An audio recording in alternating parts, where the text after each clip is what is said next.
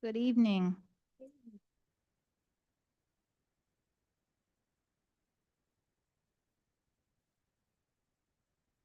We are welcoming everyone to our meeting this evening, a superintendent search discussion with Alma Advisory. And we have one board member, Chair Umstead, online, joining us virtually. And then our board member, Ms. Lewis, will be here just momentarily. But first of all, we will begin with a moment of silence.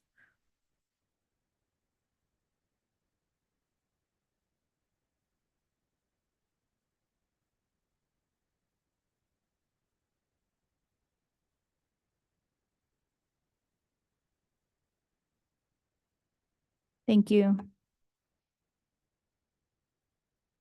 And now we will move to the agenda review and approval.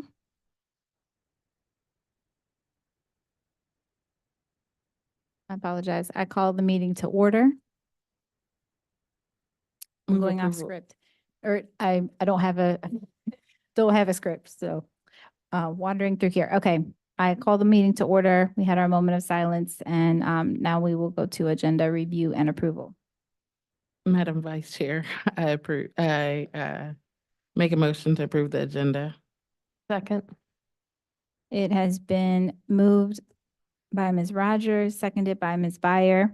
Is there any other discussion? All those in favor? Oh, I'm sorry. I apologize. We'll roll call, starting with Chair Umstead. Good evening, everyone. This is Bettina Umstead. I vote aye. Ms. Valladares. Ms. Carter Otten. Aye. Ms. Rogers. Aye. Byer. Aye. And I vote aye as well. The agenda passes. And now we will move to our superintendent search discussion. And we have Monica Rosen online with us. Good evening, Monica. Good evening. Thanks so much for your time today. I will go ahead and share my screen if I'm able to. Looks like I need someone to, oh, okay. Just give me one moment.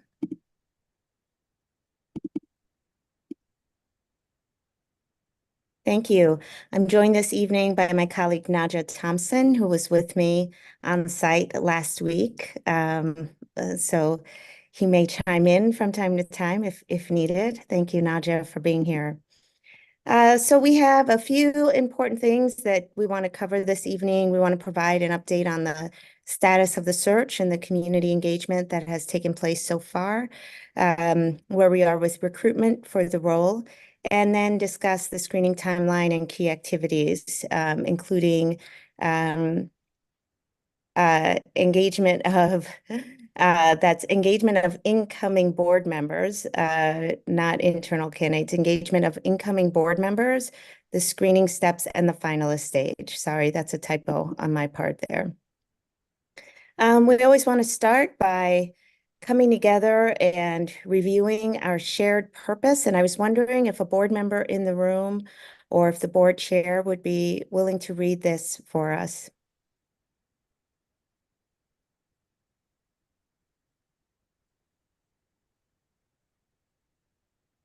I'll read it.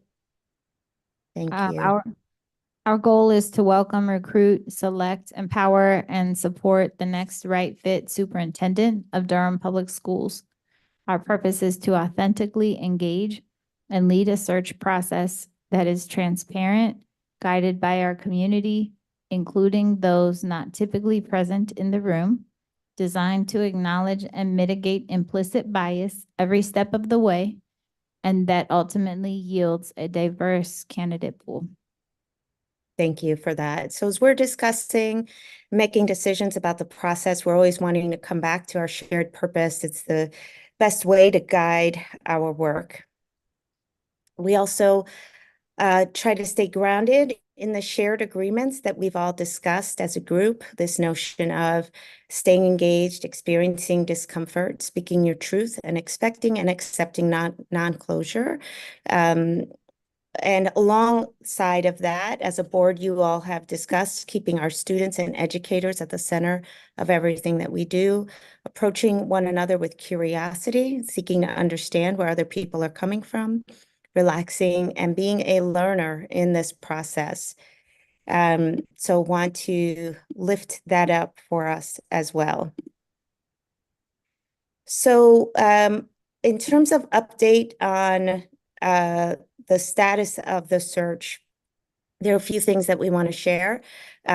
We had our community engagement came to its peak last week. We were on site for 3 full days. We've carried out over the course of this process 43 meetings. Those include focus groups, one-on-ones, and community gatherings. Met with 24 different community organizations, and really feel that we have heard significant and diverse perspectives. We're not ready to share those points of view this evening. Our plan is to be able to share our full report at the March 28th meeting. But we're so grateful for the time that people spent with us last week, sharing their lived experiences, sharing their perspectives on the future of the district. At the same time, Alma is carrying out its recruitment and has begun first round interviews of our candidates. So I'll be sharing a little bit more of that. Our hope is that the board will be able to stay within its timeline of completing its decision by the end of June.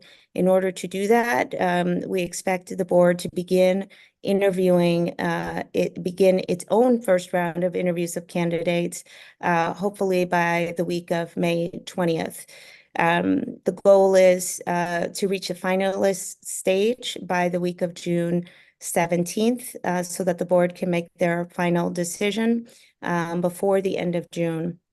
We continue to put this June-July timeframe here because this is a tight timeframe, not meaning that it's rushed, but it does mean that if the board has scheduling issues or has any sort of logistical challenge, they may find themselves needing to push a week or two into the future.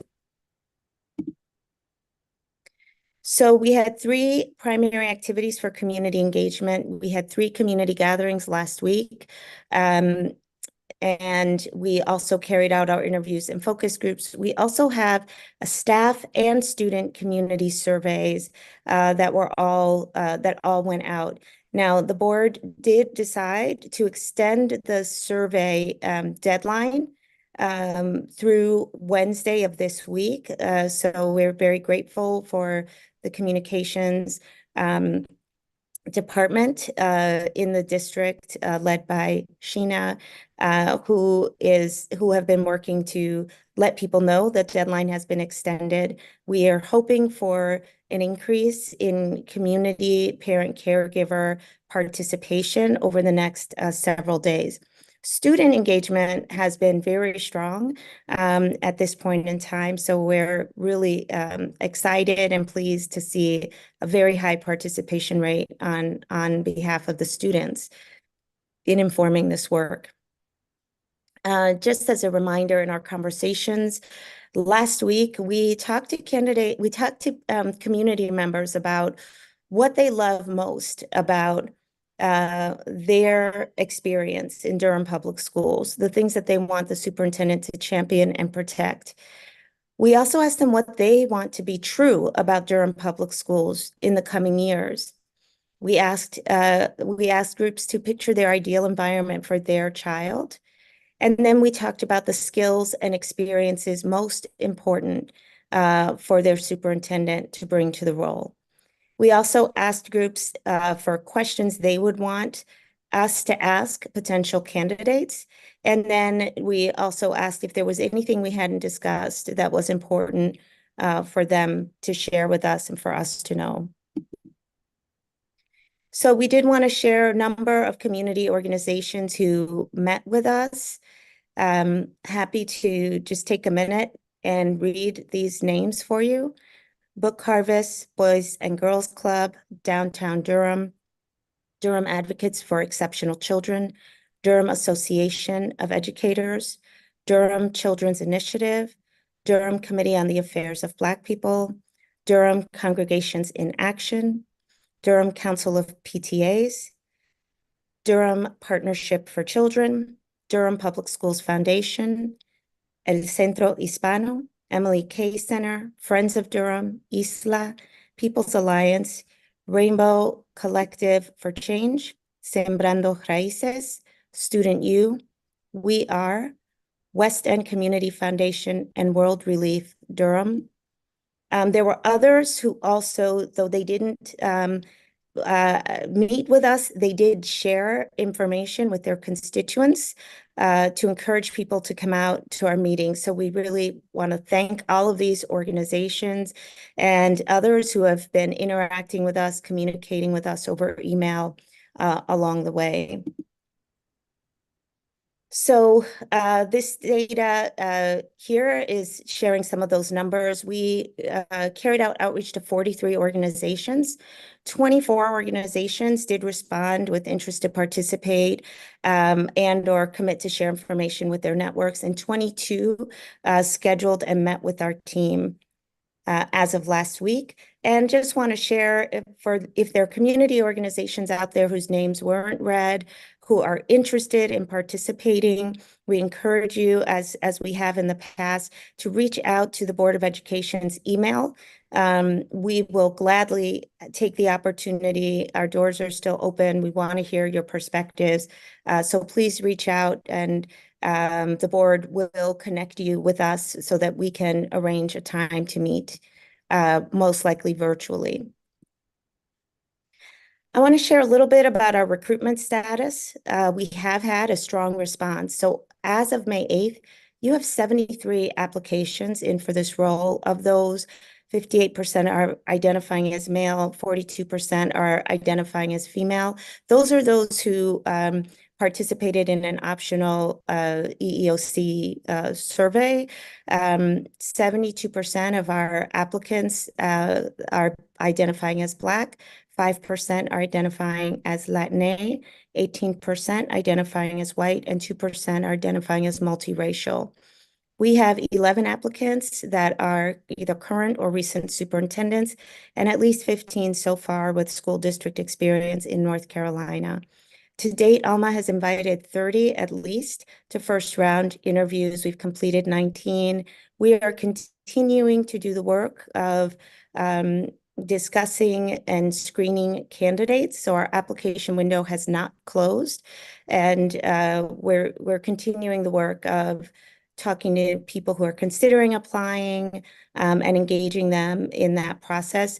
If there are any prospective candidates who have not applied yet listening this evening, as we have shared in the application, we encourage you to get your applications in sooner rather than later, because the board is moving forward, and we would want, in order to have full consideration of your application, would really want to have your application into us within the next couple of days. Certainly by the end of this week would be our recommendation. All right, so would like to take a pause there before we talk about the screening timeline, and would love to hear from you all. Any thoughts that you have both about community engagement and our recruitment for the role?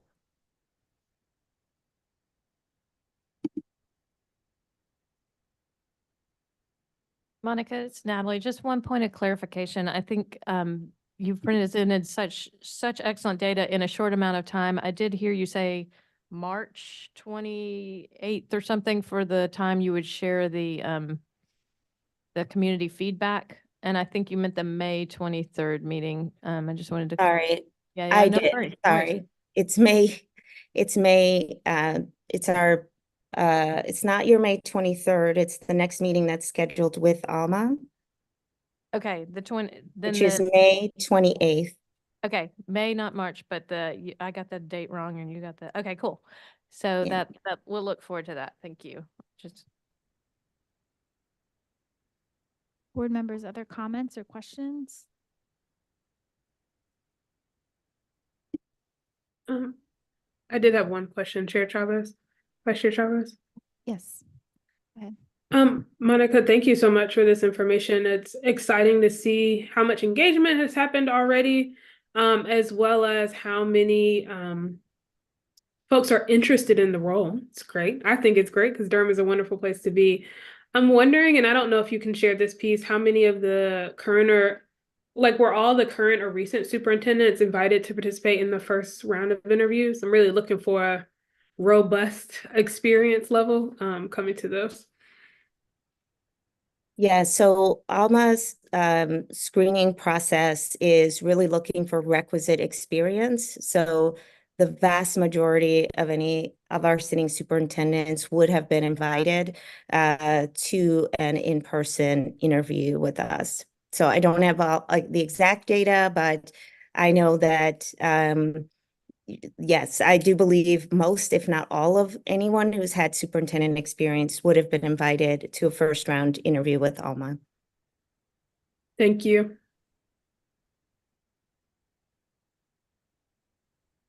Ms. Carter Otton. Thanks so much, Monica. This is exciting to see that we've have so much interest in this position, and I'm thrilled to get the community engagement update soon. I was wondering, I saw that we decided to extend the survey, and just curious to know what our response is. I know we got an update somewhat recently, but if you have a informal current update on survey responses. I do. So first of all, your students have participated extremely well. We have 838 survey responses from your students to date. So with many of those coming in just in the last few days, in total, we have 1,384 responses total. That includes, though, your student numbers. So we would like to see the numbers of the broader community to go up in the coming days. And that's why we decided to go ahead and extend the survey. We have 548 survey responses to date from the broader community, which is a little lower than we would like to see. Great, thank you so much. Ms. Valladares. Thank you, Monica. Just to follow up on Jessica's question, and just when it comes to staff, there's a request that I got from staff if it could be sent out again in terms of staff being able to give some feedback. Just wondering where we're at with the staff, particularly teasing that out from community feedback and seeing if we can give some time for staff to weigh in as well. On the survey, Alexandra, or in On the survey, yes. sorry, Board Member Valladares. No, you're good. Thank you. Thank you. On the survey, yes. So the survey will be extended for everyone, and we are hoping that staff, community, caregivers will all participate. And that's something that we are working with your communications department to be able to get that word out. I know that's something that they're planning to do as well. Wonderful. Thank you so much, Monica. Thank you. Monica, I had one question about the demographic data, which I'm always interested in. I was just wondering if you knew roughly how many did disclose their gender and race or ethnicity, or was it most of them, most of the applicants? If you have an idea. I don't have the data on the, I'm sorry, are you asking on the applicants? Or Yes, on the survey respondents? applicants. Yes, so on the applicants, so we have 67 applicants who completed that survey. And so the numbers that I have there represent those individuals at this time. Okay, And so, yeah. Mhm. that answers my question. Thank you. Okay. Thanks for all this data. This is exciting, and I'm happy to see the range of organizations that did participate in the conversations last week. So, On Ms. that same data, Monica, I'm glad we have strong diversity in that pool, but I'm a little underwhelmed with the 5% Latinx. I don't know how that compares to other searches you've done and whether we can do additional outreach with candidates in that. Yeah, the Alma team is continuing to recruit every step of the way, so we're definitely keeping an eye on that. And that's definitely something that we're paying attention to as well. Again, these are the individuals who filled out that survey, so it doesn't represent everybody. And it's not necessarily representative of who ends up making it to the next stage either, but it's definitely something we'll be looking at as we go through. So I appreciate that call out. All right, board members, any more comments, questions? All right, Monica. Oh, Monica, were you? No. muted? Okay. All right, I pass it back to you then, Monica, for the next part. Thank you. Okay. So there are a few things that we wanted to share this evening. We're going to be discussing the screening timeline and key activities, the engagement of incoming board members, screening steps, and the finalist stage itself. So first, wanted to discuss engagement of incoming board members. I've had the opportunity to speak with both of your incoming board members who have expressed support for engaging in this process and seeking alignment. There are several benefits of engaging incoming board members in the process. The first is really ensuring having the benefit of the insight and input from your incoming board members to understand where there's alignment in terms of the things that they're thinking about and prioritizing for the next superintendent and the things that the sitting board has prioritized. Their engagement will also support a smooth transition if for any reason the search continues into the month of July. And our goal, as always, is to ensure support for your final selection. In an ideal world, you would have both the sitting board and incoming board members all in alignment behind your selected superintendent. Our recommended approach is for Alma to meet one-on-one with each of those incoming board members to gather their perspectives. We were actually able to do that in person when we were in Durham last week. Our recommendation is to invite the incoming board members to join the board for their interviews. We believe there's a lot of support among board members to have them engage in your third and fourth round of your process, which I'll be describing in just a moment. And my understanding is that incoming board members are allowed to provide their perspective and feedback on candidates.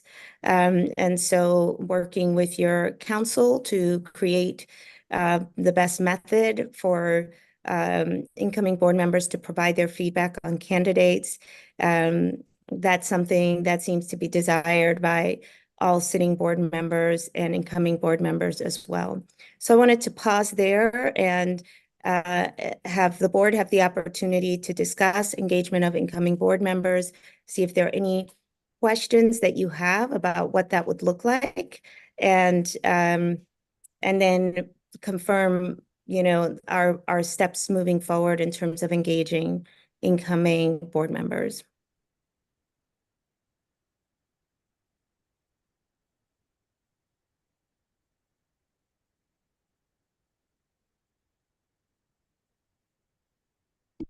No, that's. Or Chair Armstead, if you have any thoughts. Okay, we'll start with Ms. Lewis.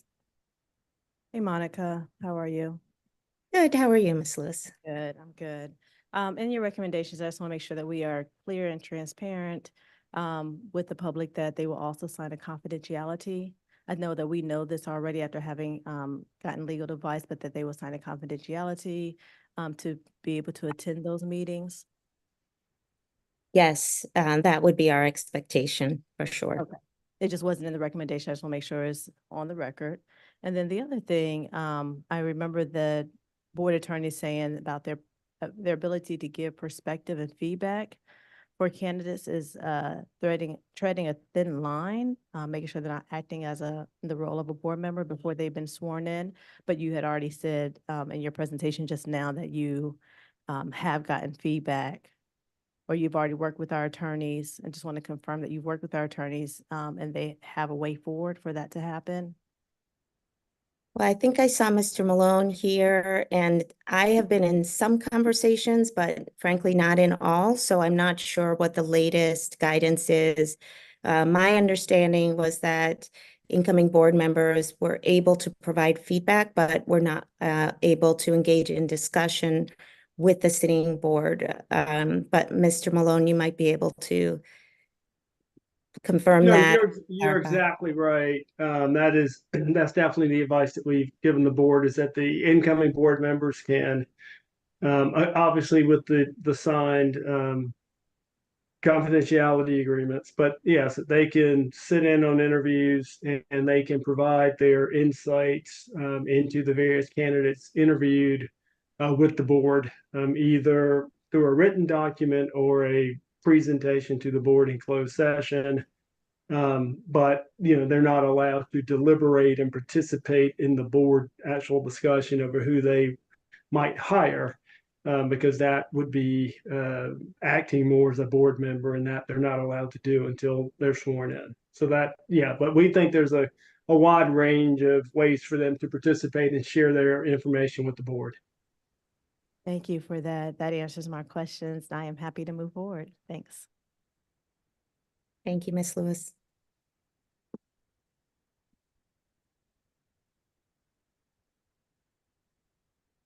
Chair Umstead, any comments? Otherwise, can continue. Okay, great. So just want to confirm we have consensus to move forward with this approach with incoming board members, Vice Chair? Yeah, we will do a little motion for consensus, but I just want to check, this is something we're not voting on, we're just doing kind of consensus and then moving forward? Is that- Our perspective is you don't need to vote on this item. Voting could be helpful if you just want to confirm where everybody stands on a particular issue. We typically don't vote on this particular issue, but it's up to you as a board, Vice Chair. Or I don't know if Mr. Malone would recommend that you do a vote just to confirm this decision. So it's really up to you all. Okay, thank you. Ms. Chavez, can I ask who's taking responsibility for ensuring the confidentiality waivers are signed, agreements are signed? Is that something Alma's gonna take care of, or is that something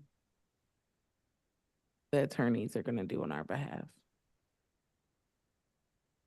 I can speak to a little bit of that if you want me to. Sure. So we do recommend that the board vote to authorize the incoming board members to participate in the process. We have forwarded to the board samples of the documents that were used previously for the incoming board members to sign. And if the board votes in that manner, we can certainly update those documents for use here. And I think that one document gets signed by the applicants, which we would presume that Alma would take care of getting those signed. The ones to be signed by the incoming board members, we can obviously work with the board clerk or the board chair to get those signed by the incoming board members. But Monica, I'm assuming you would not have a problem if we got you documents, having the applicants execute those. I would need more information about what you're asking applicants to sign. Well, I'll forward you the documents that were used previously after this meeting. Okay, I couldn't offer perspective on that. I've never had candidates to sign.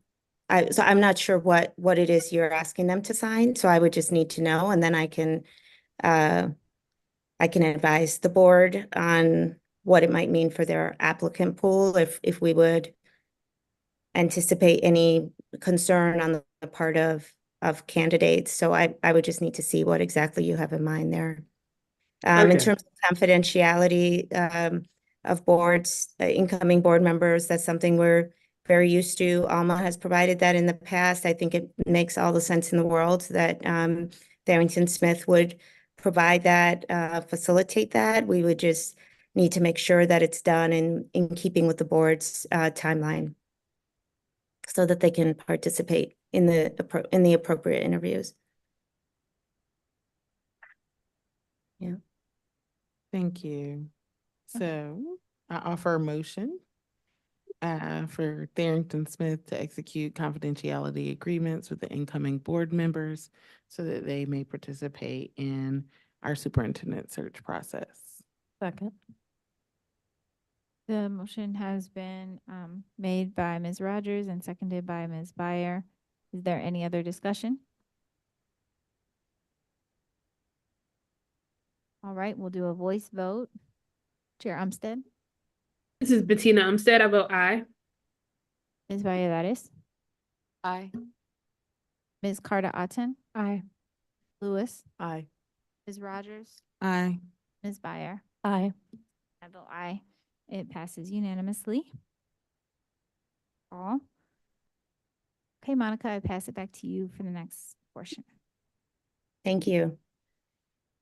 So the next thing that we want to talk about is the screening steps, and that will be followed by a discussion on the finalist stage. And so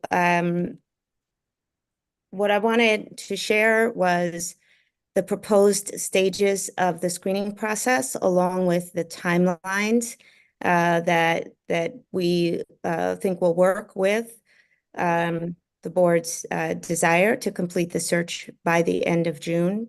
Alma right now is in the midst of our resume screening and virtual interviews.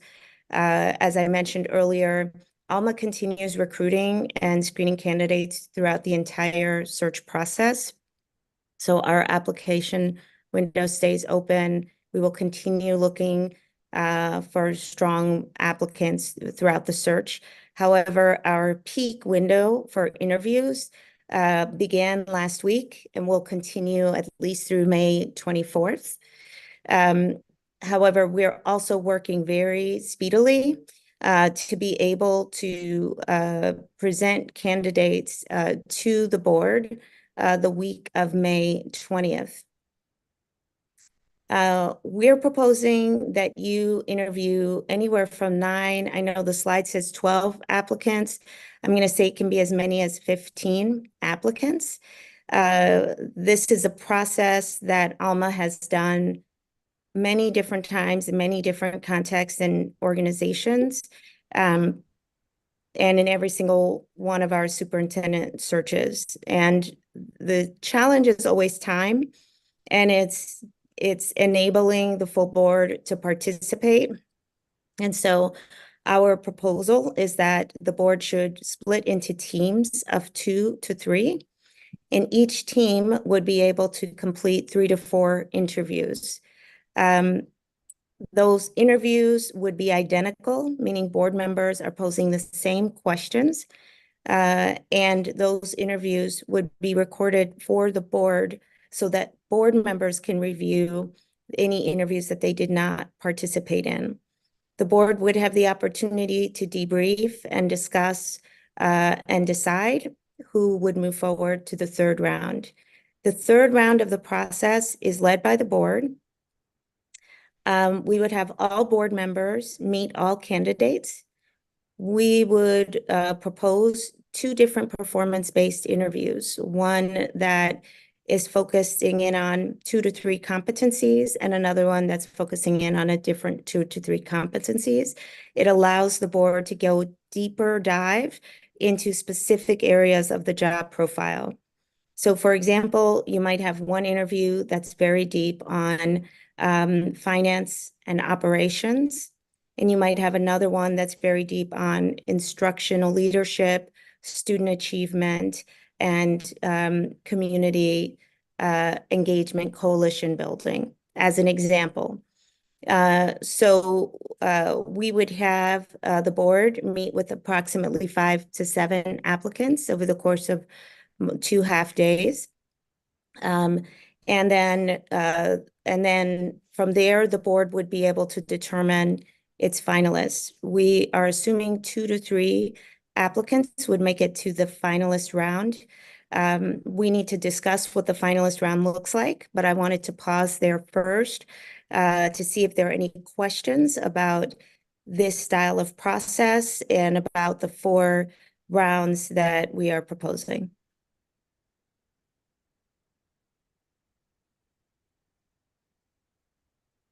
Board members, Ms. Byer? Monica, can you be explicit about which are virtual and which are in-person interviews, just for the public? Because I know we've talked about this in different conversations, but I wanted to be clear. And let me ask, Ms. Byer, are you asking which ones the candidates are virtual for or in person, or both candidates and board members? I guess candidates, yes, is the finalist round the only one that is an in-person event and all others are virtual? That's a clarifying question. So our design is presuming that rounds 1, 2, and 3 are done virtually, and that the finalist round we would recommend is done in person. We have asked board members for their availability for virtual interviews, so we have that availability. My most recent understanding when we moved forward with asking board members for their schedules was that round 2 at minimum could be done virtually by the board. Both and all rounds 1, 2, and 3 right now, we presume, are done virtually by the candidates.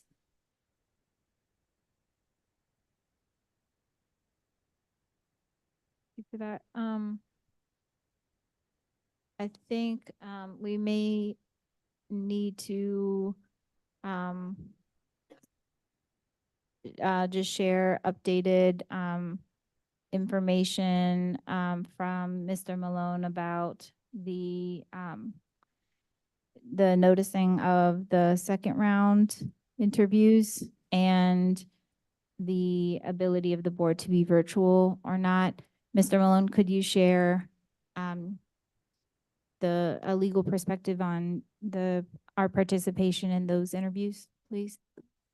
So your policy, so to the extent that the candidate is virtual, but the board members are present in person at the central office or wherever you're going to meet, you can have the candidate participate virtually, but the board, according to its policy, is unable to actually hold a purely virtual meeting. So like this meeting, you're in person, but you've got members who are participating, or the chair, for instance, is participating virtually. So you can have an in-person meeting in which you would go into closed session, and then the candidate can participate virtually, but you're not able to have a wholly virtual meeting in which the board members are not actually in the central office, wherever you might be convening the meeting. Does that make sense? Thank you. Yes, it does. And given that we right now, well, Monica has our availability for virtual meetings, and they by policy need to be done in person. I I want to ask you about the possibility of voting, the 2/3 of the board being able to vote on allowing for virtual meetings or virtual participation. Is that an option in this case?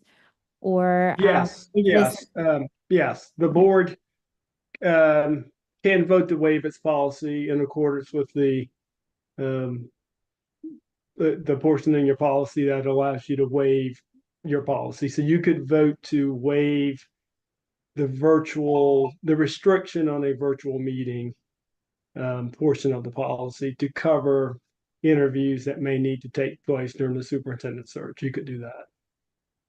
thank you.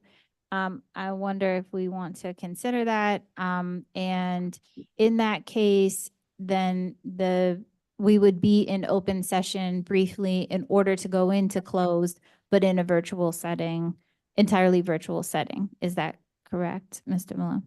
Yes, if you were to waive the policy, then like during COVID, you would be able to meet entirely virtually. And then you would go into open session like this, and then go into closed session and just have board members and the applicant participate. Okay, thank you. Beyond this moment, we may want to look at this policy and see if we want to update it, but board members' thoughts, Ms. Byer? Well, I was just wondering to also clarify if Alma's going to be helping facilitate and set up these virtual meetings so that our staff is not involved and not aware of candidate names and candidate information. Is that possible, Monica? That's already happening and has already been committed to. So yes, Alma is coordinating all of the planning of interviews for every stage of the process up until the finalist stage. And so, Mr. Malone, there's no need to open any session of these in open session and then close them? I mean, there's no reason we need to stream the open portion? Yeah, you would stream the open session portion of the meeting or have it available for people to log into and view the open session, and then when you adjourn in closed session. Yes. But the open session would not include the candidate, is that correct? No, it would not. No, it would just be a simple motion to go into closed session for confidential personnel matters. You'd vote on that motion, you'd go into closed, and then you would introduce the candidates or candidate.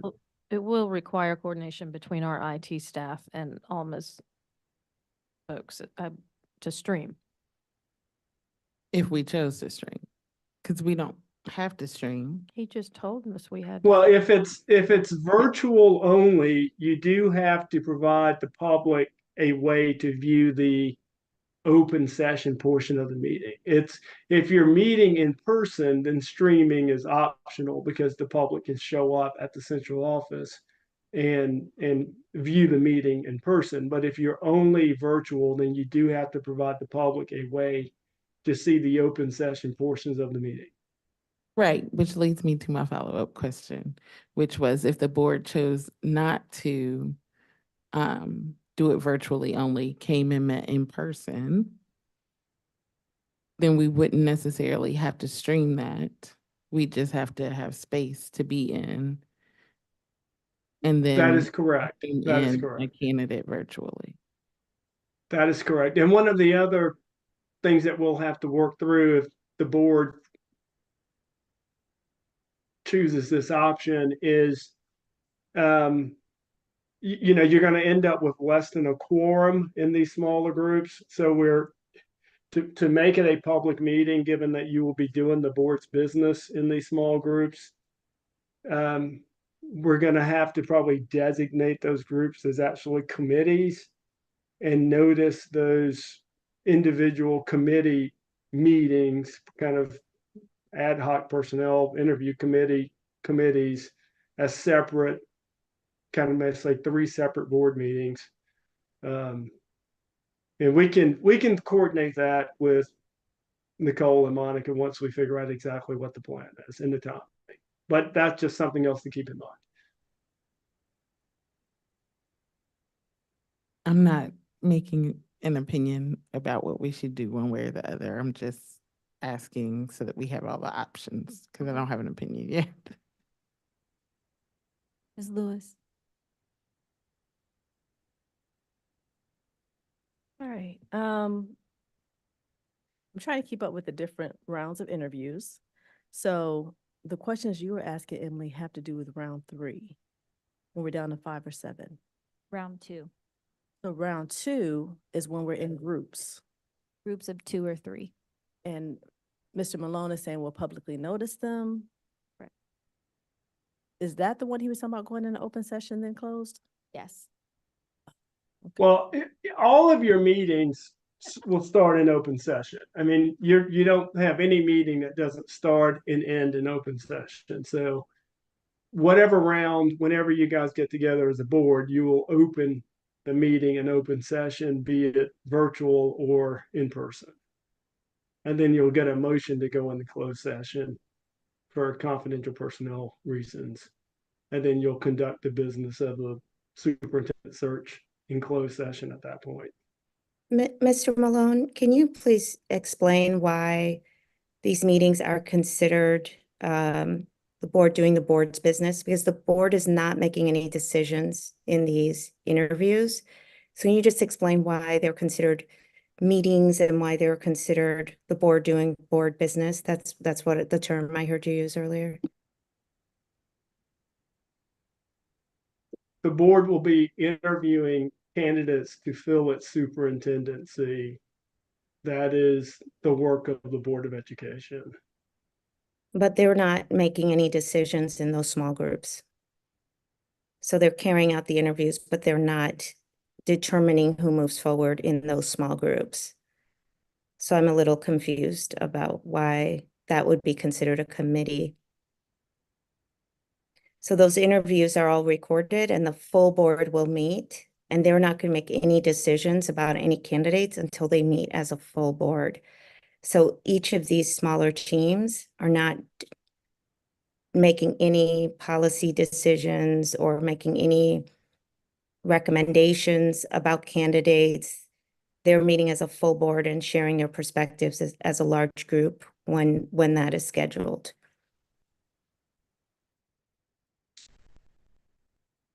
Monica, they're doing the business of the board when they are interviewing those candidates.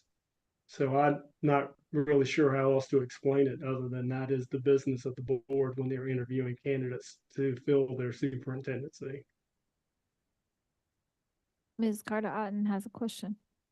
I was just wondering, Mr. Malone, could you clarify the implications of these needing to be committees? So, I mean, we maybe are getting. So the answer is you can do this exactly like you want to do it. You would have the small groups meet, you would post those meetings, you would convene in open session, and then you would go into the small groups would then go into closed session, and you would interview confidentially in closed session. And then when you're done interviewing, you would exit closed session. So I don't see that this process prevents you from confidentially convening and interviewing these candidates.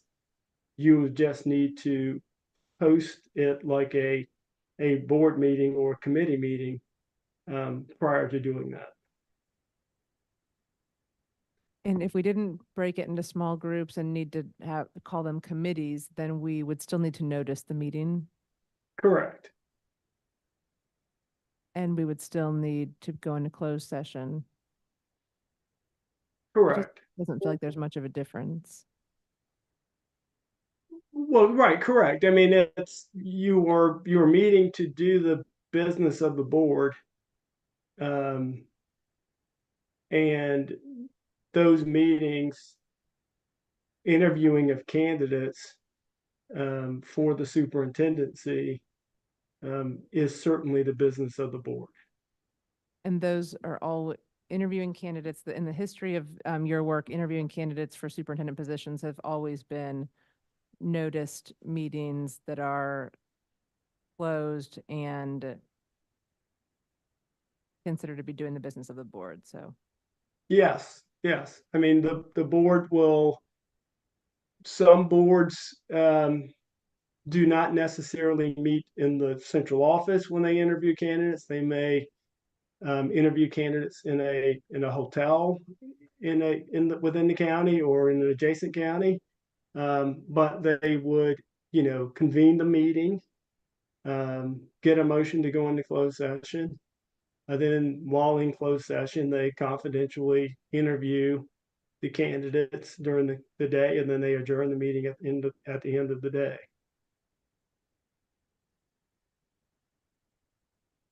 Okay, any other questions? Just to That you want- clarify, we just need to decide if we are wanting to do these virtually or in person. Is that the main? Yes, Yes. waive the policy to do them virtually or just do them in person. Yes, that is the primary decision point here. I think a further conversation and something that has been brought up here is what does it mean to be a committee and all of that. So I think as an offshoot, the board can discuss that more. But that is the main question at this moment. But I mean, I don't want, the chair has the ability to appoint committees. So once you know when you're going to interview, I mean, I think that the process of the chair placing you in whichever committees you were planning to otherwise interview in those groups is a simple task. You notice it like you do your student appeal hearings, and then you go into closed session and, be it virtual or in person. And it's, the public is not able to know who you're interviewing or any of that. So it's the same basic process. We're just complying with the open meetings law. Okay. So Ms. Byer asked a question earlier. So Alma would not be able to handle live streaming and all of the technical aspects that the district normally manages around noticing a meeting, opening the meeting, live streaming the meeting, so I just want to make sure that that was clear, Ms. Byer, that's, what I was responding to earlier was not that aspect of the meeting, but rather all of the logistics and coordination of scheduling the interviews and arranging which candidates are being interviewed during those windows and making sure they know where to go and where to be. Definitely, Monica. And I saw that you've started sending invitations. I was just trying to note that we'll need to coordinate with our IT folks to make sure that we stream the portion at the beginning and the end that we need to stream. Yeah, thank you. Thank you. Okay, Ms. Rogers. I appreciate this conversation and clarification. I know that being a board member comes with us having to do lots of homework to prepare for what we're going to do and say and how we're going to act in this space. And so I'd like to kind of put on record a frustration that we've known for quite some time that we wanted to do small group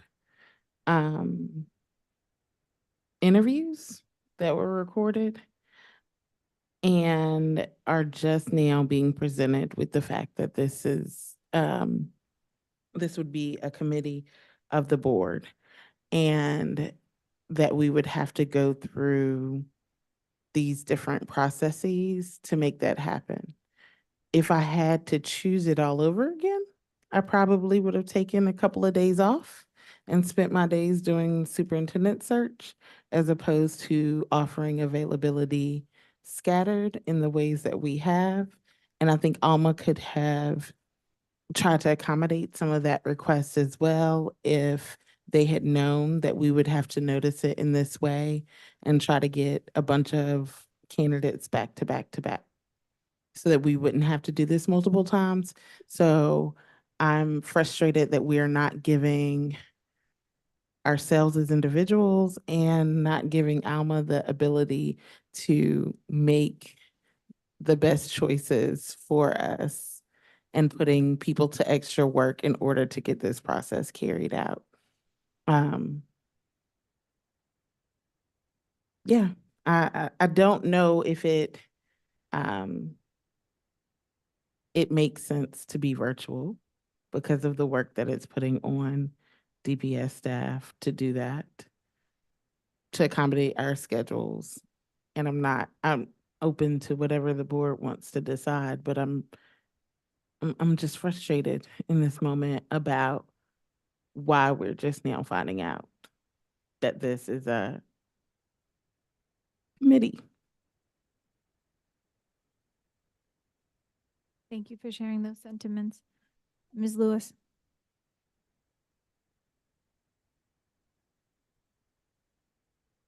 So yeah, I had clarifying questions about, round one, y'all are doing round two, we're doing in small groups. We talked about that 2 weeks ago when we met with Alma on small groups. And the third round, I just want to be clear, that is with all of us with the 5 to 7 in the third round. Is that accurate? All board members, okay.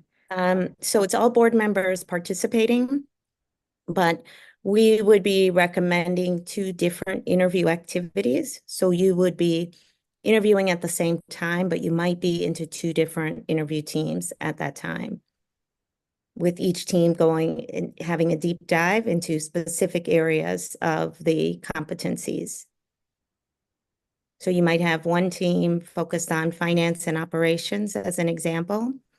And you might have another team focused on student achievement, instruction, community engagement as an example. And so then each of those teams would have a deep dive in those areas. Those interviews would also be recorded. So that one is then separated. It's not all 7 of us in round 3. It would take place at the same time, most likely. But you would be in 2 different teams at the same time. Okay. Mhm. And we're not considering doing those virtual, are we? Ourselves, us 7? We haven't discussed that. But I would assume we'd all be find a date together. I think The that main was the, concern was about round 2 being virtual. Okay. yes. That was my clarifying question. And thanks. Board members, any other thoughts or a motion for the interviews? We can do them, we can meet in person, or we can propose a virtual option. Well, I do think it's important to say that part of the reason for virtual is for saving money on travel expenses and saving and respecting the time of candidates as well. That use of technology, I think, is appropriate in a lot of situations. It's not just for convenience. Do we need to waive policy today, or is that something that we will consider? I believe we would need to do it today because we do not have another board meeting before May 23rd. Have the right policy number pulled up so we can. Can you point me to the policy on waiving policy? I believe It's 2450. Also, just to clarify, we're just talking about round 2 and just whether we are virtual or not. Either way, the candidates will be virtual for round 2. And if we have 9 to 15 applicants, we're splitting into small groups of 2 to 3. We're talking about 3 interviews each, or just to try to give us a sense for how many we were thinking about doing either in person or virtual.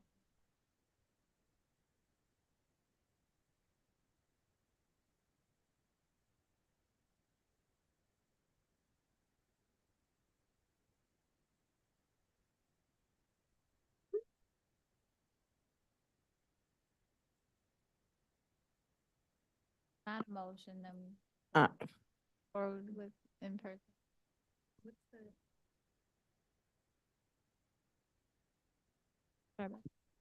What's the meeting policy number that we do need to waive? Because I think it would be good to waive it if needed.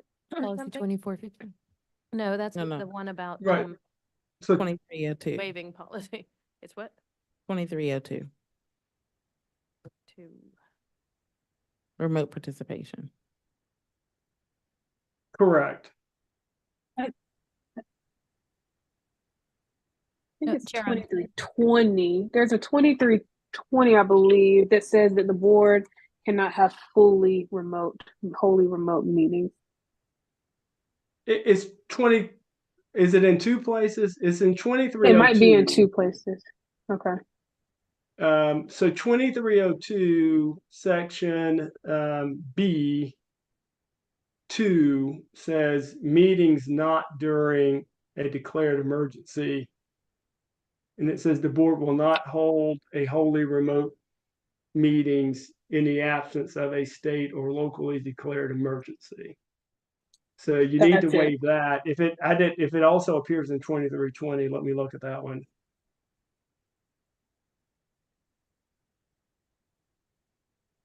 While you're doing that, Mr. Malone, I just want to name that one concern I have with not doing these virtually is we gave our availability for virtual meetings, and I don't know what it will look like if we have to be in person, and what that will mean for the schedule of interviews. And I don't want to see this whole process pushed out so long, and I'm not sure what we gain from being in person where the candidate is not, when the effect is then that we sort of delay the process and look to going into July. I know that some of us will travel here and there in the next few weeks, and so I do have a concern about that. Well, none of this, I mean, so if you waive the policy, then you can have the wholly virtual meeting, and then it's just providing the notice. So I mean, again, nothing prevents your schedule, nothing prevents you from proceeding as you've been discussing. You just will have to notice those meetings, and we'll just have to figure out a way for the public to have access to the open session portion of the Zoom or however these meetings are set up. And I mean, there may be some easier ways to do that we can think through. Thank you. I appreciate that. And I also just want to note, I know it is labor that our IT department wasn't necessarily planning on. All these interviews, I do believe, are during workday hours. Is that true, Monica? Or no? I can check to see Okay. if that's true. I think some of those do go into the evening hours based on different board members' availabilities. So there were some board members that were available after 4 p.m. So we do have some interviews, I'm fairly certain, that are going to end up being in the 4 to 7 p.m. windows Okay. and 2 to 5 p.m. Okay. Thank you. Mhm. So I would move that we waive policy 2302, remote participation in board meetings, all sections that apply to wholly remote meeting in order to conduct interviews of superintendent candidates. Second. It's been moved by Ms. Byer, seconded by Ms. Rogers. Is there any other discussion? All right, we'll do a voice vote. Chair Umstead, It's Bettina Umstead. I vote aye. Ms. Valladares, I vote aye. Ms. Carter Atten, Aye. Ms. Lewis, Aye. Ms. Rogers, Aye. Ms. Byer, Aye. and I vote aye. It passes unanimously. So we will hold that motion was for interviews by the board, and so that includes round 2. And I just want to clarify, that could mean round 3. I think the motion was broad enough to cover any interviews during this superintendent search. Okay, all right. Thank you all. Thank you, Monica, and we'll pass it back to you. Thank you. So the other thing that we wanted to confirm is that the board is good with the 4 rounds of screening process. As we discussed, as I presented. So that's another decision point we wanted to confirm this evening. Right, board. Conversation, questions, or a motion?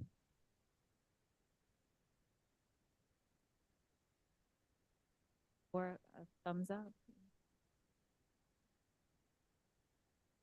I think the, sorry, Ms. Carter Atten? the proposed stages of screening as outlined on slide 14 look good to me.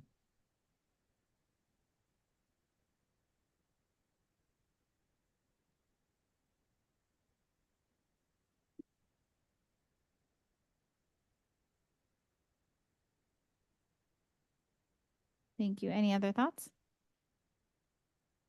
All right, do we, I don't know if we need to, if we can just do thumbs up on this one? Okay, Ms. Rogers, you have a comment? I'm seeing some thumbs up.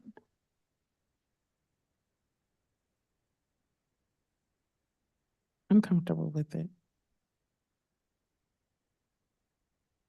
Okay, great. Is there a reason not to vote on it? If we voted on, I don't think there's a reason not to vote on it. I'd like to make a motion.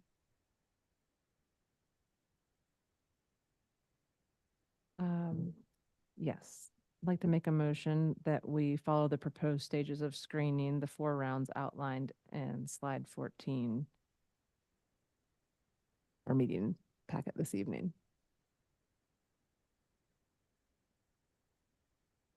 Second. Okay, it's been moved by Ms. Carter Otten, seconded by Ms. Rogers. Any other discussion? A point of clarification. Does this include a vote on participation of community members beyond board members? No, it does not. That's our next conversation.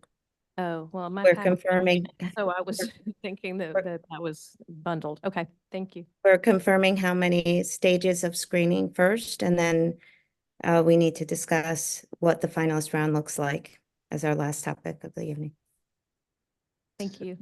So also, my point of clarification, we've already agreed that Mr. Tab and Ms. Harrell are coming in at which round here? Round 3 by the board, June 3rd through 7th? Yes, round 3 and the finalist round is what has been discussed at this point in time. Okay, thank you. Mhm.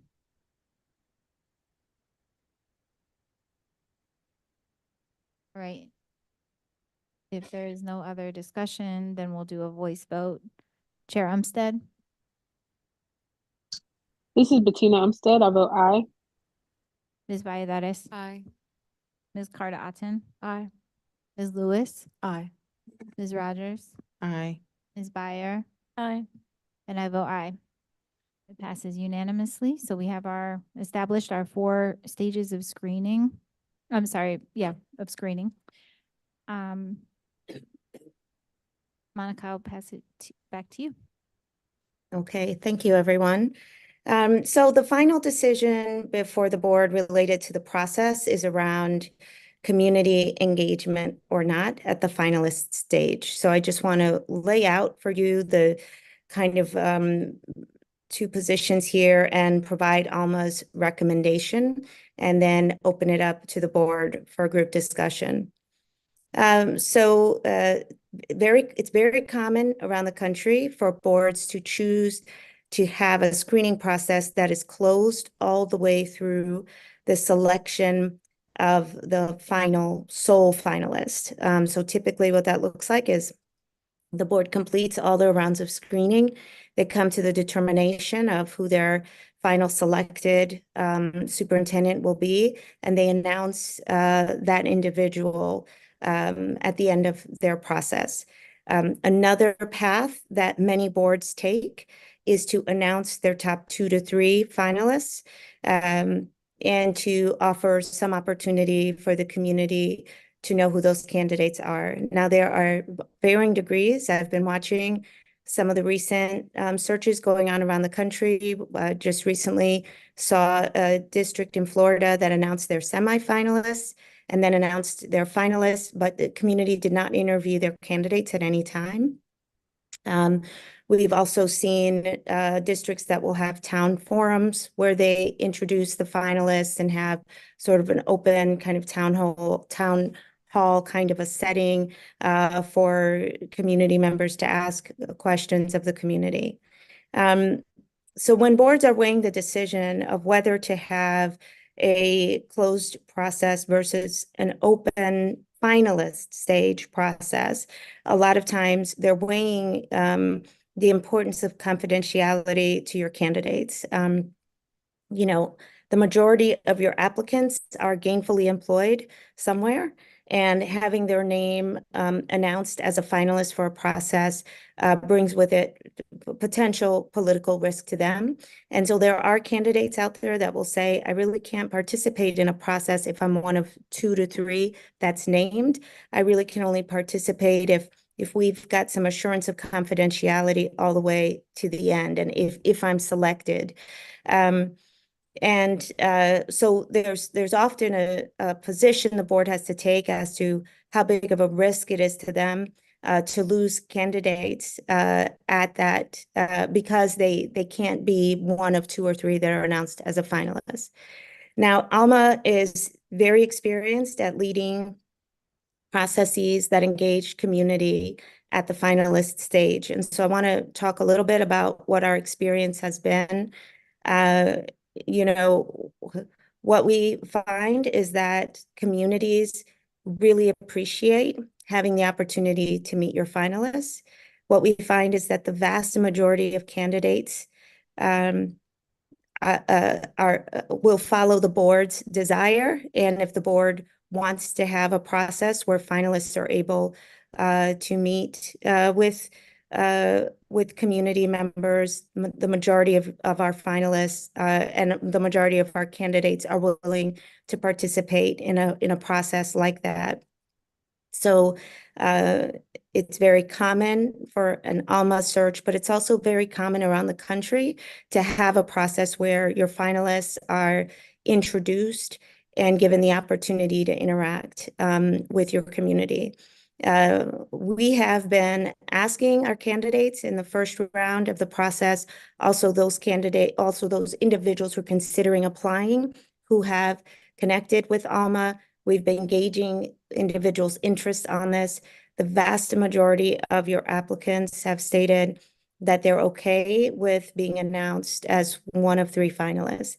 What I want to share is that it's really important to Alma to protect the confidentiality of your candidates all the way to that point. And the reason is when you're putting your name out there as one of 3 candidates, it's very different than when you're putting your name getting out there as one of 12 or 15 or more candidates. Now, there's some states where you can't control that. So we work with the candidates to understand that that's the case and work with them around those decisions. Our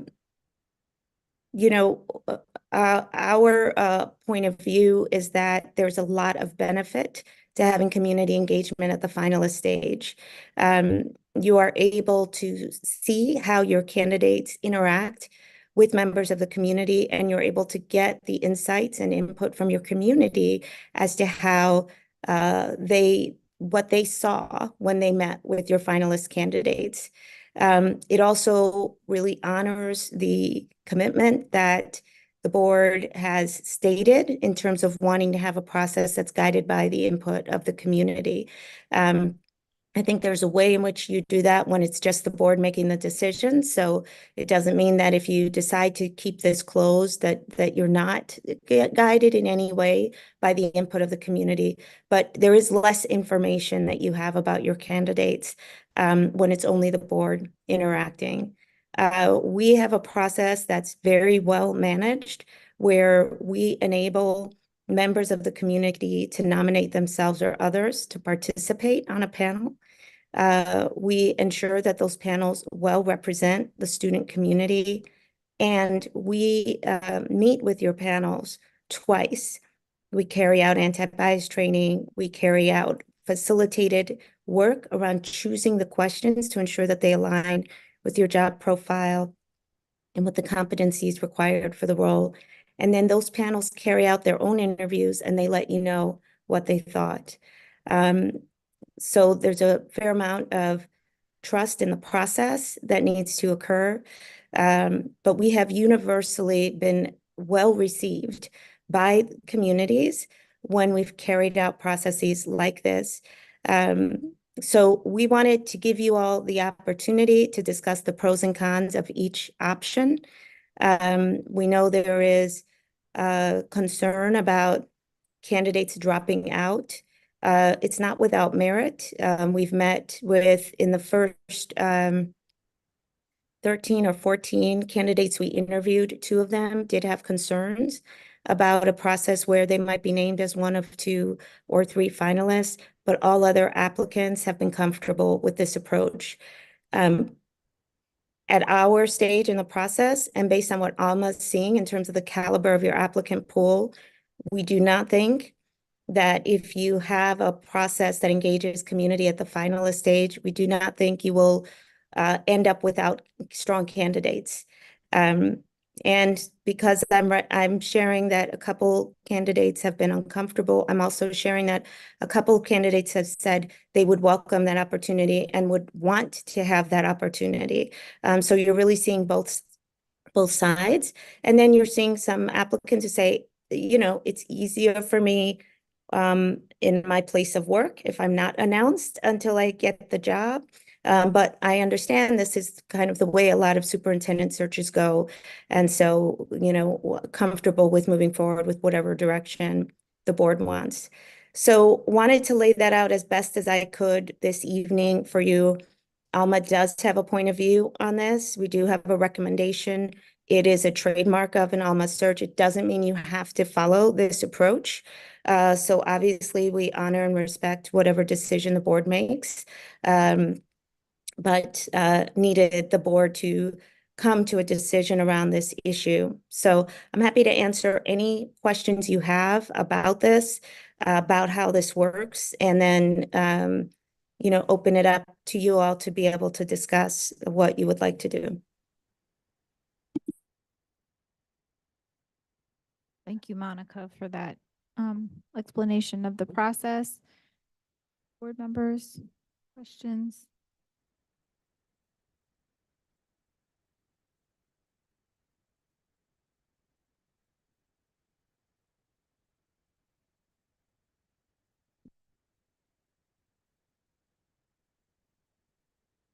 Comments? Okay, I'll go. Rogers? It sounds like there are no comments. Not many discussion, not much discussion, but we can have it after a motion, I guess. One of the reasons that I really liked Alma was the ability to have a finalist round that engages the community on some level. So I'd like to see us move forward with that and trust that process. So I offer a motion that the finalist round include community engagement activities with Alma handling that portion of that engagement process.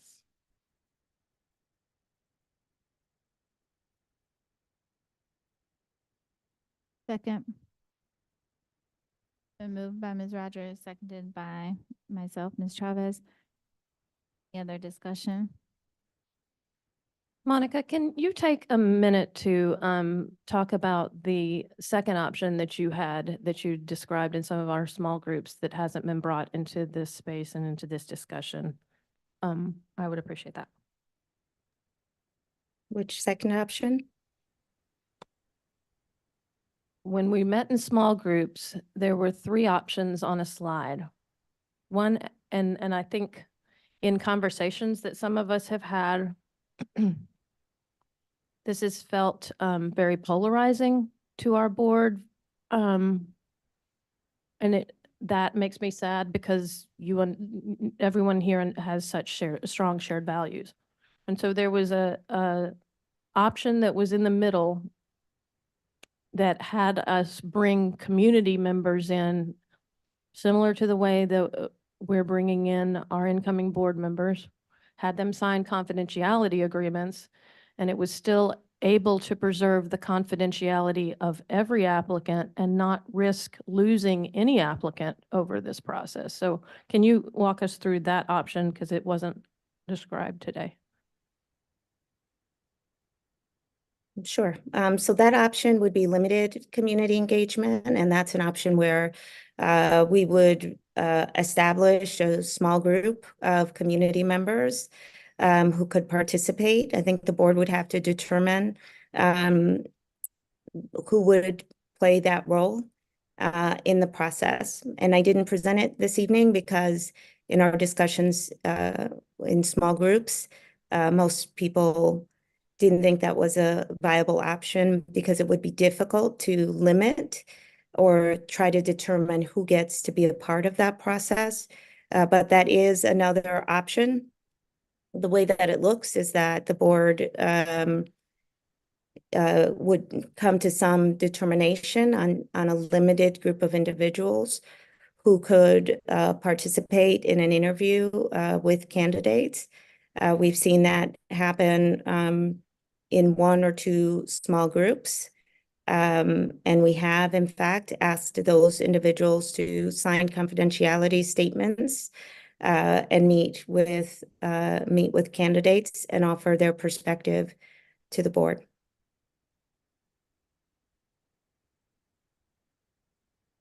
And a follow-up on that, Monica, with that process, what I've assumed, I don't think I've directly asked this, can students participate? I would assume not, because I don't think we would ask students to sign that kind of confidentiality agreement, but I just wanted to clarify. It's really up to the board and what's appropriate within the district around how you engage students in a process like this and what that would look like. Okay, thank you.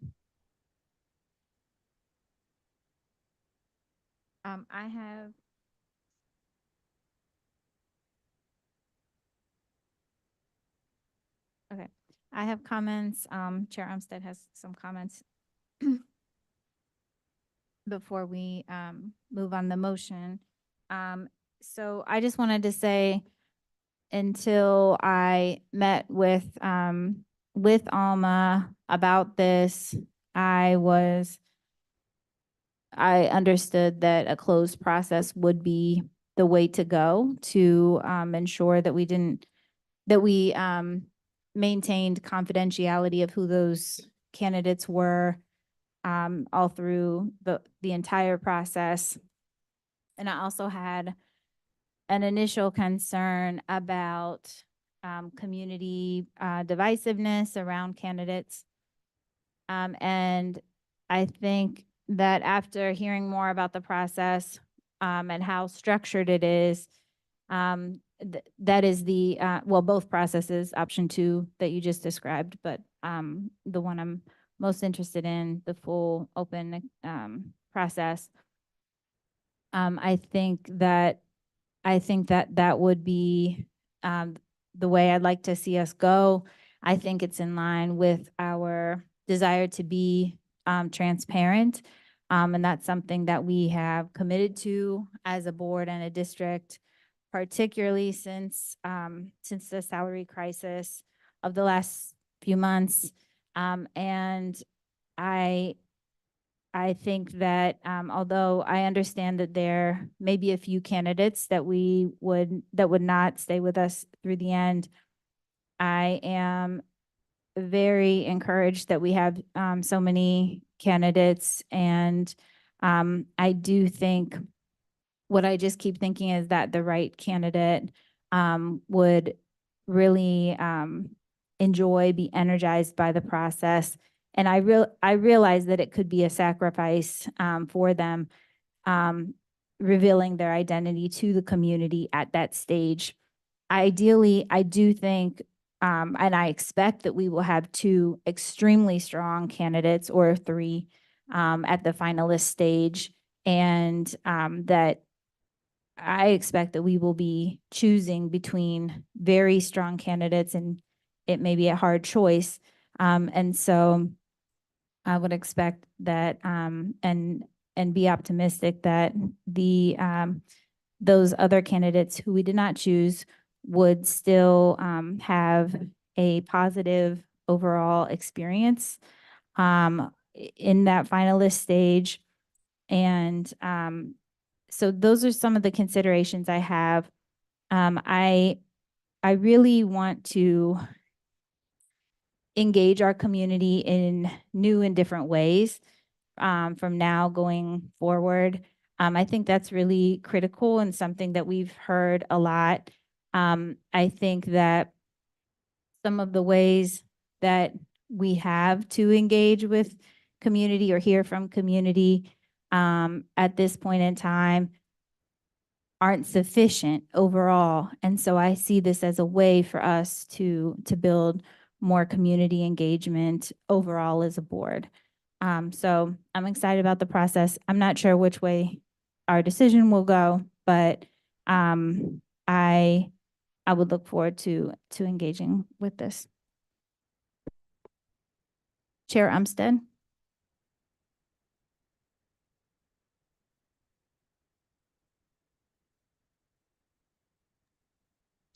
Yes, hi everyone. Thank you, Monica, for this information about the process. I had a couple of questions that would help me in my decision making. I wanted to know how many, we had 11 current or recent superintendents. And let me phrase this before I jump into my questions. I want us to have a really diverse pool of applicants. So I'm looking to see current superintendents or recent superintendents. I'm looking to see folks who maybe have not been in the superintendent role yet, but might be at a chief or a deputy superintendent level in larger districts. I would like to see people that have North Carolina experience, as well as from people all around the country, like that diversity of experience, and maybe even someone who isn't a traditional like principal to superintendent role. I'm looking for that breadth. And I think my concern is that if we make a decision that might leave out even two applicants, that we may not get the breadth of the candidates and applicants that we're looking for. And that's just my question. So I wanted to know, out of the candidates that we have so far, you said we have 11 who are sitting superintendents, or current or recent, 15 with experience in North Carolina. Are any of those people part of the folks who said they weren't feeling comfortable with the decision to be a potential open finalist search? So we've had two individuals who expressed discomfort with that kind of a process. Both of them, I believe, are sitting superintendents. Okay. We're halfway through our interviews, so we don't have all of the data. However, what I've shared is that the majority of your applicants, and throughout our process, very consistently, we've been looking for this because we understood that it was a concern of yours. We have been asking all potential, so this is people who haven't applied yet, as well as people who have applied. And up until now, we do have 3 individuals who've expressed discomfort, 2 who have applied, and 1 who has not yet applied. At the end of the day, it's our charge to bring you a strong applicant pool as you described, and we're seeing a very strong applicant pool as you've described. So I think it's, it's up to you if you feel that losing those two would be too big of a risk to open up your process for community input at the finalist stage. But at this point in time, our engagement with the applicants has been very strong, and we have a very strong applicant pool overall in this process. Thank you. That's really helpful for me. I think like this, we know this decision will impact our pool. The question is, how much of an impact are we okay with the impact, knowing that there's a couple people who may not go forward with it. And I would like to have a little additional information before making the decision. I understand that can be complicated, but I would just personally would be interested to hear from all of those applicants to know, with this decision, who are we also saying no to? I think the context of public education is really tricky, and it has become more challenging. And so I understand the concerns that some applicants may have around having their name be the finalist. I also hear the faith that my colleagues have in the process, and the desire that the right candidate will be in the finalist position. So I hold those tensions together. I think I'm just desiring a little more information as I'm making that decision, because I'm thinking, how do I have as many applicants as possible? So we'll want a little additional information, and also just know a little bit about the profile of the folks who may say no. So that's just where I'm personally at. Yeah, so the only real question is the comfort with moving the process into July. By our timing, if you want community to engage in a process that's culminating mid-June, you really have to let them know this week. And that's kind of the time pressure that you're up against, so that people can fully participate in that process. And that's if you're going with the broader community engagement approach that the motion is on the floor for. So that's really the key point of tension there. If you wanted more time to make the decision, you would just need to extend the timeline for when your finalist interviews would take place, so that you can have whatever feels like the most comprehensive information before you can make that decision, and allow the time for community to nominate themselves and others, to make their interest known, to make themselves available to participate in a process like this. I do have one follow-up question, Monica. How is if the community nominates themselves to be a part of this, and then how are the folks chosen for those finalist panels? Like, who makes the decisions around who would be in those different groups? So the board really determines the representation that they would like to have. So that might be race and ethnicity. It might be focus on special education versus, or exceptional children, right? Versus, it could be type of school and communities represented. These are all different things that the board has boards in the past have identified. We actually go through the pool of those who have been nominated, and we ensure, usually by random algorithm in our spreadsheet, who makes up each of those groups, to ensure that it meets what the board is looking like in terms of, what the board would like to see in terms of representation of each of those panels.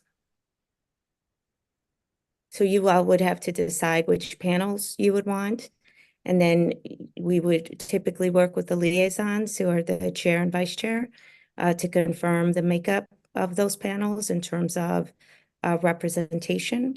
The board has full access to everyone that was nominated or nominated themselves, and the board members are able to review those panels before they're finalized.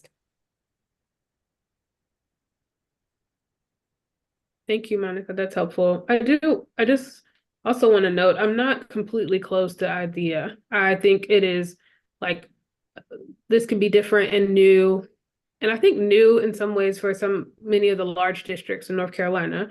And so I'm not opposed. I would like to know though, and I just want to phrase this for everyone who's listening, kind of who are the applicants that we're talking about before I were to make this decision. Because I would want to make sure that we're able to have really great folks in the pool. I think our students and our educators deserve a really great applicant. So I'm holding both of those tensions together and know that this is it's a difficult decision to make. So. Ms. Lewis. Hey, Monica, I have a couple of questions about the self-nominating that you were just touching on. And then the process that Board Member Byer brought up, the middle portion. How are those two the same and different? Because it sounds like you're saying we decide who is on the panels in both of them. Is that what's the same in both of them? Or is it that anyone can self-nominate? Yeah, I'm just confused about the difference between the two. If you could explain that, thanks. So in broader community engagement, anybody has the opportunity to participate. So anyone can nominate themselves or others because you have you'll have somewhere between 5 and 7 different panels that are getting to interview with the candidates potentially. In the smaller hypothetical, it's a much smaller group, so you're probably talking one group of maybe 10 to 12 people. So there, it's a lot harder to open up to the whole community. You certainly could do that, but narrowing that group then to a really limited number becomes a lot harder to do. Ultimately, it's the board's decision how you want to carry this out, but that's the challenge. If you're only having, say, one group of individuals, and you're trying to encompass in that group community members, caregivers, students, teachers, principals, then how you arrive at that group is much more constrained. So it's just up to you how you would want to go about determining who's part of that group. But just for a point of clarification, though, I'm sorry, Ms. Lewis, my understanding in that second scenario was that their names are still protected and kept confidential. Their confidentiality is protected until they're a finalist. That's the difference that I was understanding. And if I'm misunderstanding, please clarify that for me. I'd appreciate it. I think that you could potentially do that, yes. So those individuals who are participating on a panel could sign confidentiality agreements. Okay. So then coming back to the questions that I was thinking about with the self-nominating, knowing that we have 80% students of color and majority minority district ultimately, and thinking about the superintendent community conversations, engagements that you recently had, I know you're going to probably tell us on the May 28th meeting exactly how many people were engaged at the different sessions, and even the demographics of those who chose to be there in a sense of self-nominating. But off the top of your head, would you say that those who were engaged at the superintendent search represented the diversity of our community in those that Monday, Tuesday, Wednesday when you all were here in person? I don't have that data with me at this time. We're still pulling together the full report of all of the discussions that we had to be able to provide that. The survey at this point is not matching your student population. We are understanding that may be common, but we don't know yet for certain. Yeah, that's not uncommon for us, for the surveys not to match our population, but even with the engagement, that would be concerning. I don't want to delay a decision being made, as I hear you say it will extend the timeline. But having that information of those that were self-selected engaging could possibly batch the self-selecting engagement for this process. That would be my concern. And then the other thing I'm thinking about is with the full engagement that we're talking about with the self-nominating, what would that take as far as manpower from our side regarding marketing, communications, and forums? What does that look like? Is it a 1 day of these 4 or 5 different forums? I'm picturing like a Saturday, and all the community members are able to come together, and we're in the Mini Fort Brown Center. So just trying to picture, what does that day look like, and what does the lift entail? The interviews usually take place over a day and a half. And they're usually on district property, so they are coordinated by staff in terms of the space and the time. The communication with panelists, it's really just the same as it was, similar to what it was for our site visit. It's letting people know about the opportunity. So you know, letting the community know that they can do this. We would probably communicate back out to the community organizations, and then we would have the district use their normal channels for communicating with different, with parents, caregivers, students, schools, staff about this opportunity. We would keep the window open for 2 weeks, and Alma would really be managing those responses from there. In terms of the interviews themselves, we do them in a day and a half. It is not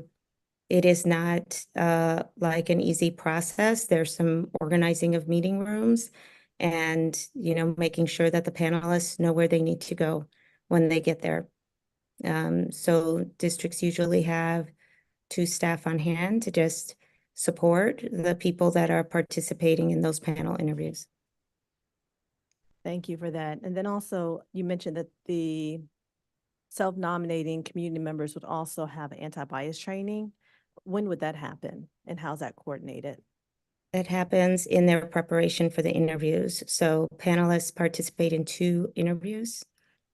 I'm sorry, panelists participate in 2 preparation meetings, and that's when they receive that information. And so those would happen in the 1 to 2 weeks before the interview itself. Thank you. And I just wanted to ask a follow-up question based on what Ms. Lewis was asking. Earlier, Monica, you had said that we could select the panels based on different factors that were important to us. And you mentioned race and ethnicity. In that case, we could do, is it true that we could do a demographic survey, or that this is how you all do it, and make sure that the representation of those participating absolutely does match? And you know, also, I guess, give more time if we need to, you know, ask people to send this out again, to encourage people to self-nominate if needed. Is that, could you just speak to that part of the process?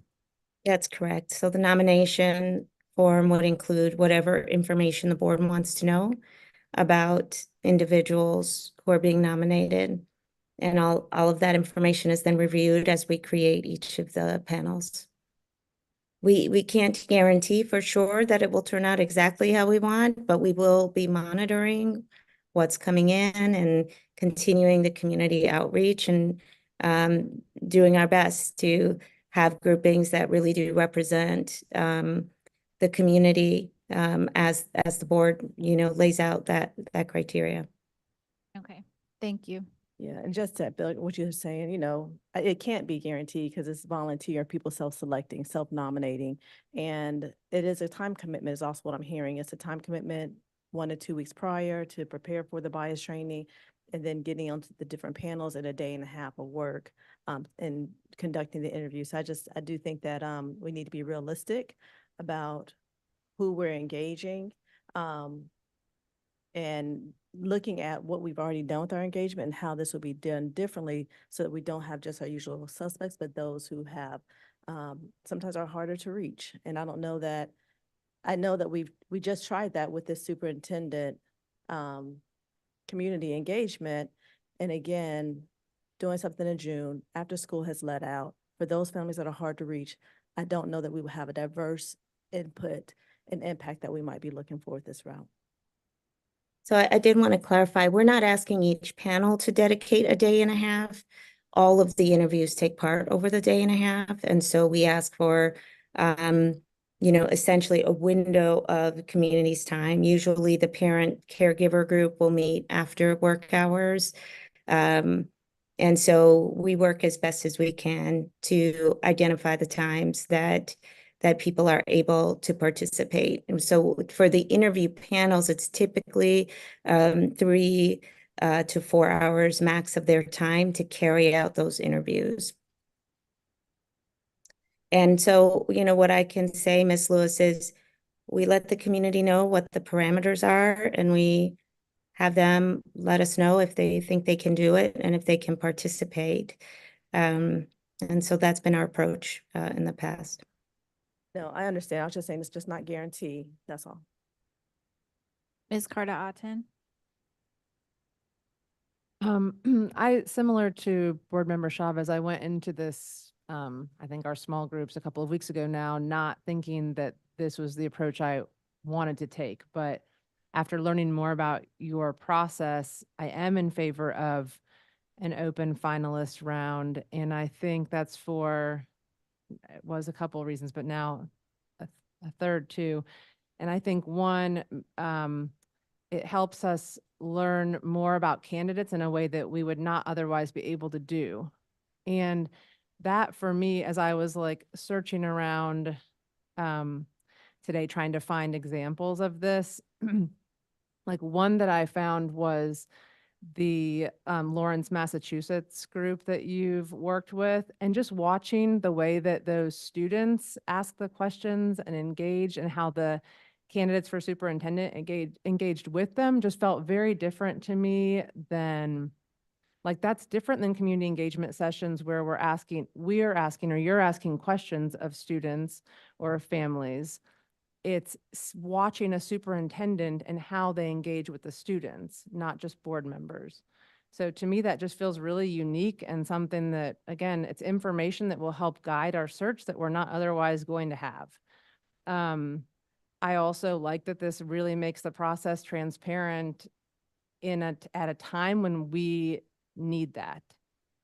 And the more that I searched online, the more it feels like this process is unique to Alma, of having the different panels with the students in one and the parents and that, but having the finalist round be open and having candidates' names out there. I saw that in tiny school districts and rural areas. I saw that in big, like Duval County, Florida is meeting right now and revealing their finalists to candidates for a meet and greet where families get to go like shake hands and get to know them.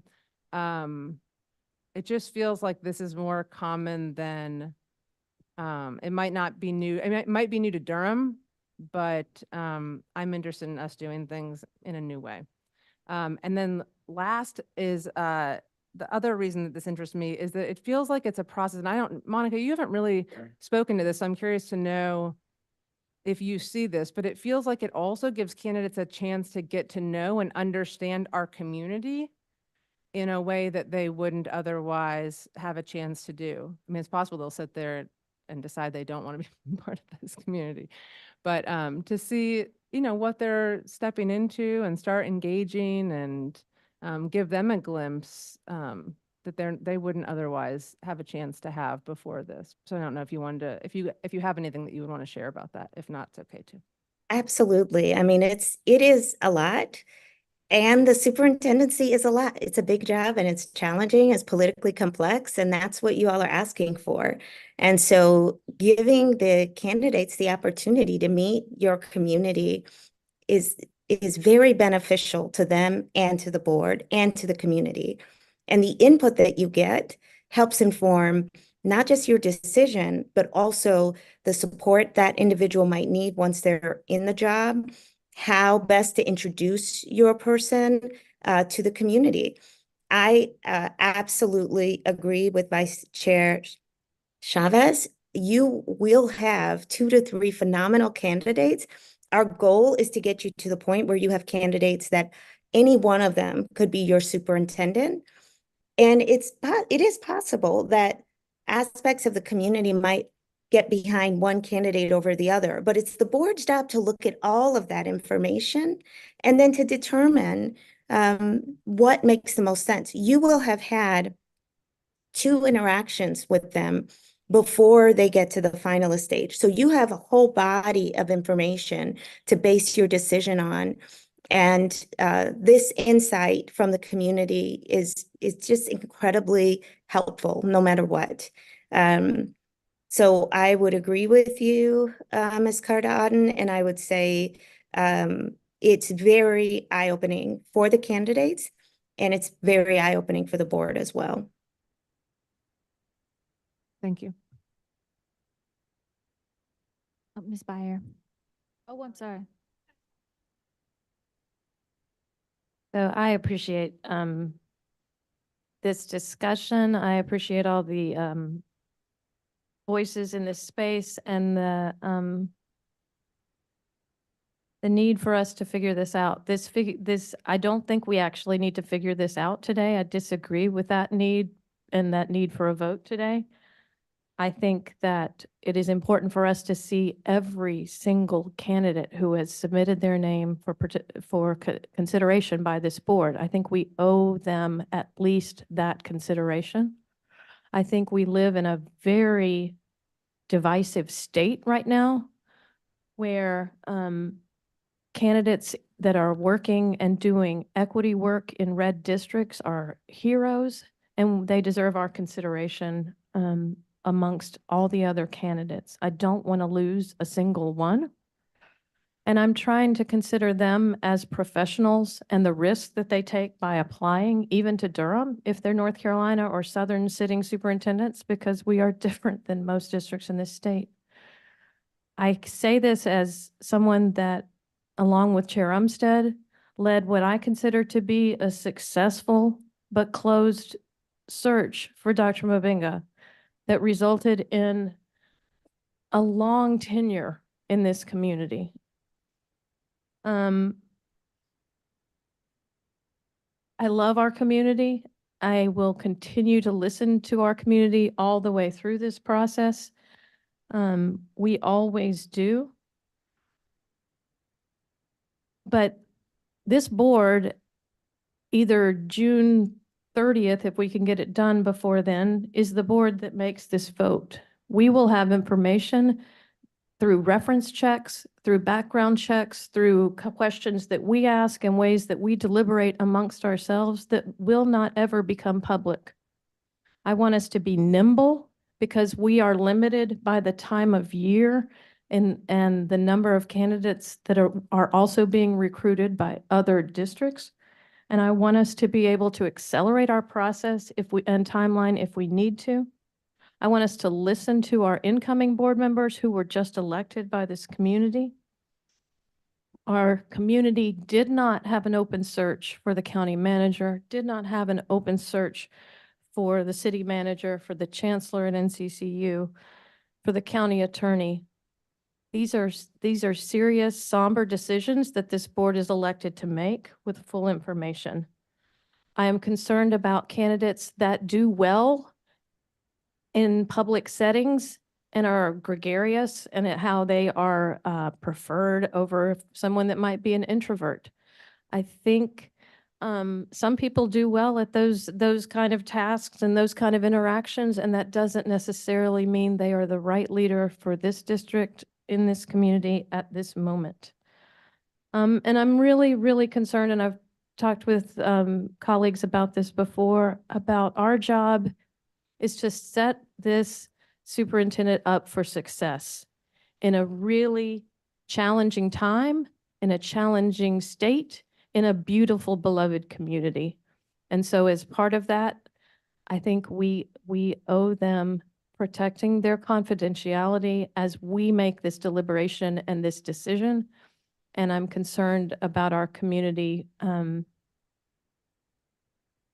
getting behind them and being excited about them. But it's essentially still a decision that this board will make. And so if this is forced to a vote tonight, I will have to vote it down. And that doesn't mean that I'm not open to the second option or ways to consider this as we move along the process.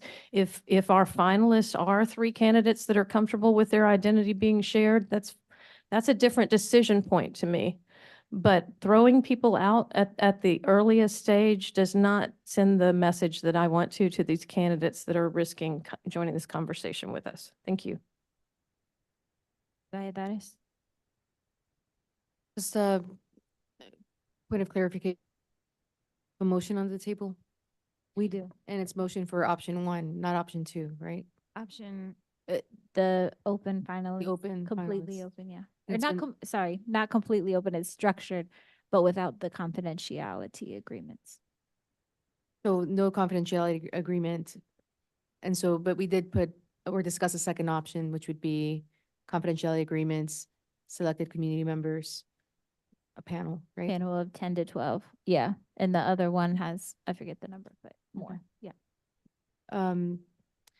So one of the concerns, in speaking to community members about this and in speaking to folks who might be interested, in recommending their friends or something, might say,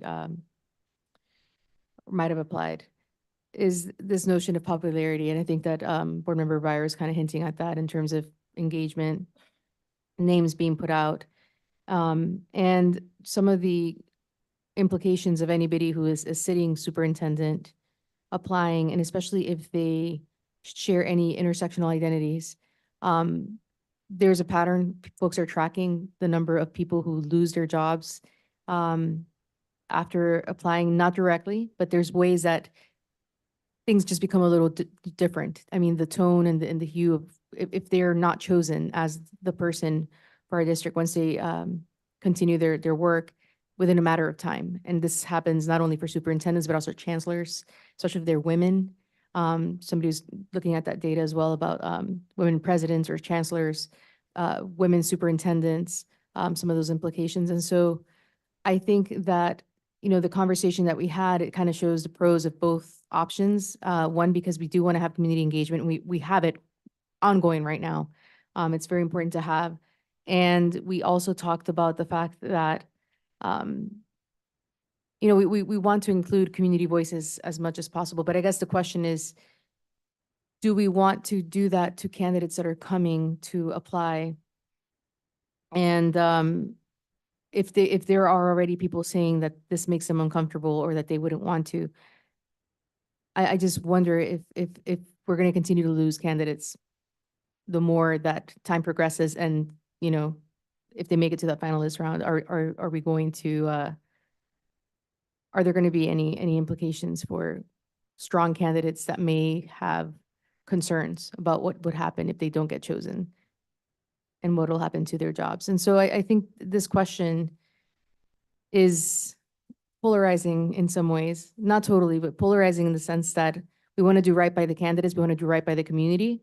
They're not mutually exclusive. And for me, option B seems to provide a way to do both, a way to include community voices, a panel of folks from a cross-section of identities, like whether they are staff, students, community leaders. We can figure that one out. And also have non-disclosure agreements, confidentiality agreements that would protect candidates who would feel most comfortable with that. And so I think that is more of a compromise in option B, but there's a motion on the floor right now. And so I'm going to defer to let this process play out. And I do think that option B is also an option that we can consider. Ms. Rogers? Couple things.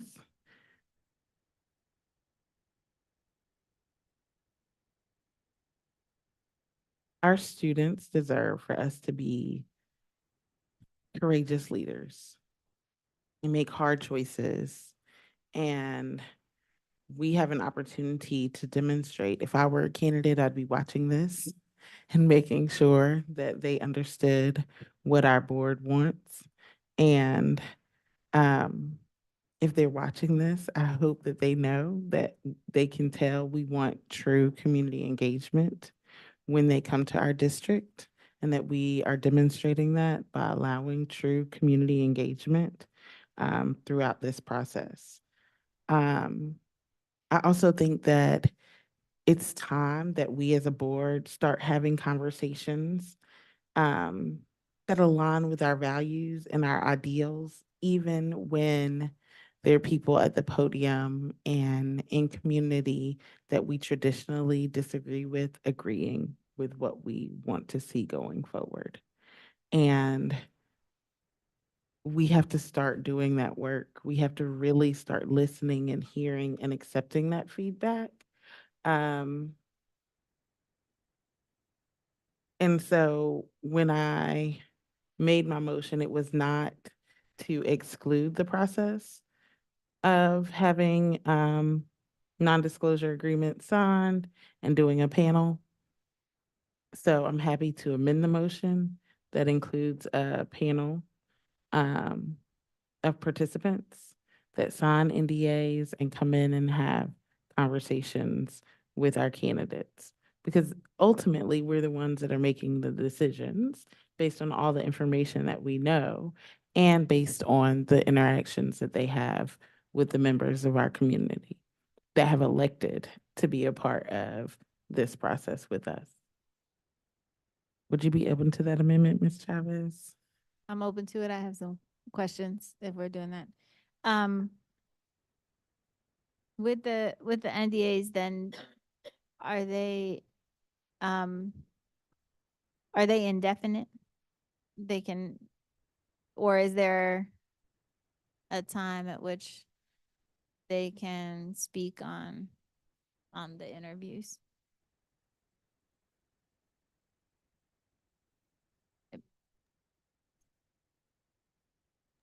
Who are you posing the question to? Oh, I think Question? I'm posing it to you, Monica. Oh, I'm okay. I'm not very familiar with NDA sort of guidelines. So we typically have a confidentiality agreement when we issue these, but I know Mr. Malone was offering some others that he's used or that the district has used in the past. The confidentiality agreements we have used have typically been related to the process itself. Typically, once the information is public, meaning once the candidate is announced, information about that candidate is not shared, is known, and it's in the public arena. I think you're asking about, let's say they meet 3 finalists, and so 2 are not selected. Then the request would be that they hold their candidacy confidential as well beyond the selection. So, that they wouldn't come out later and say, these were the people that we interviewed. That's what you're asking? Yes. Yeah, so my response, but I think I'm comfortable with Mr. Malone if he wants to weigh in on this, is that you would have to establish an agreement that it has the terms you would like to set and to define what confidentiality means as concretely as possible. Yeah, I would agree. I would assume that the agreement would be that information about the candidates who are not selected would remain confidential, and theoretically, not much of what was discussed in the confidential interview would be released either, but certainly not the names of the individuals that were not selected. Thank you for that. And then I do have this question about students engaging. Because I just wonder about having students sign a confidentiality agreement where we're asking them to to hold something and not tell other people. And I understand we might have older students who are like 16 and 17 years old and able to process that. But I am just a little concerned about how that limits us with students. And so I guess how common is that you would have students sign a confidentiality agreement in this process? That would be less common for us. You know, some boards have like a representative student member of the board who participates in this. You know, if we go with the more limited route, we're probably thinking, I'm sorry, I have to speak. Excuse me, sorry. It would have to be, you know, it's more likely a group of 10 to 12 individuals in a single group. So more likely than not, you're talking about 1 to 2 students.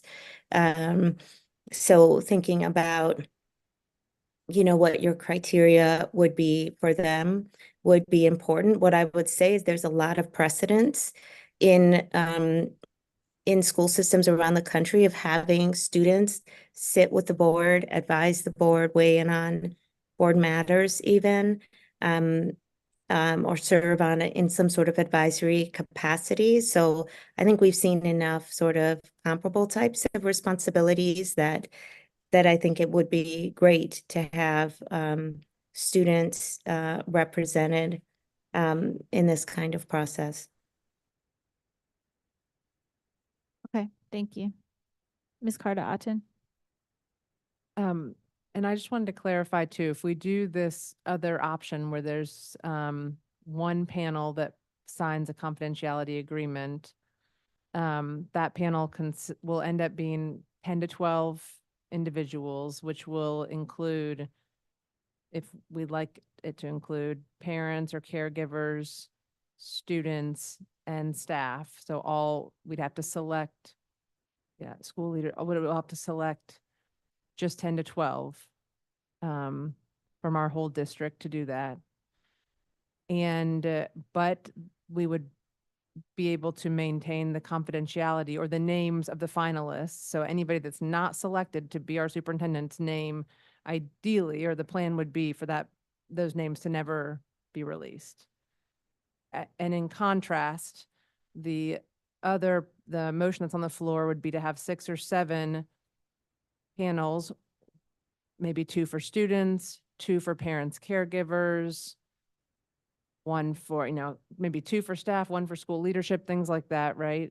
And those, I'm so sorry to interrupt. It would typically be like 1 panel per role. So 1 for students, 1 for parents, caregivers, school leaders would have their own panel, so on and so forth. So the board would have to decide which panels. We have a recommendation for you all to start with.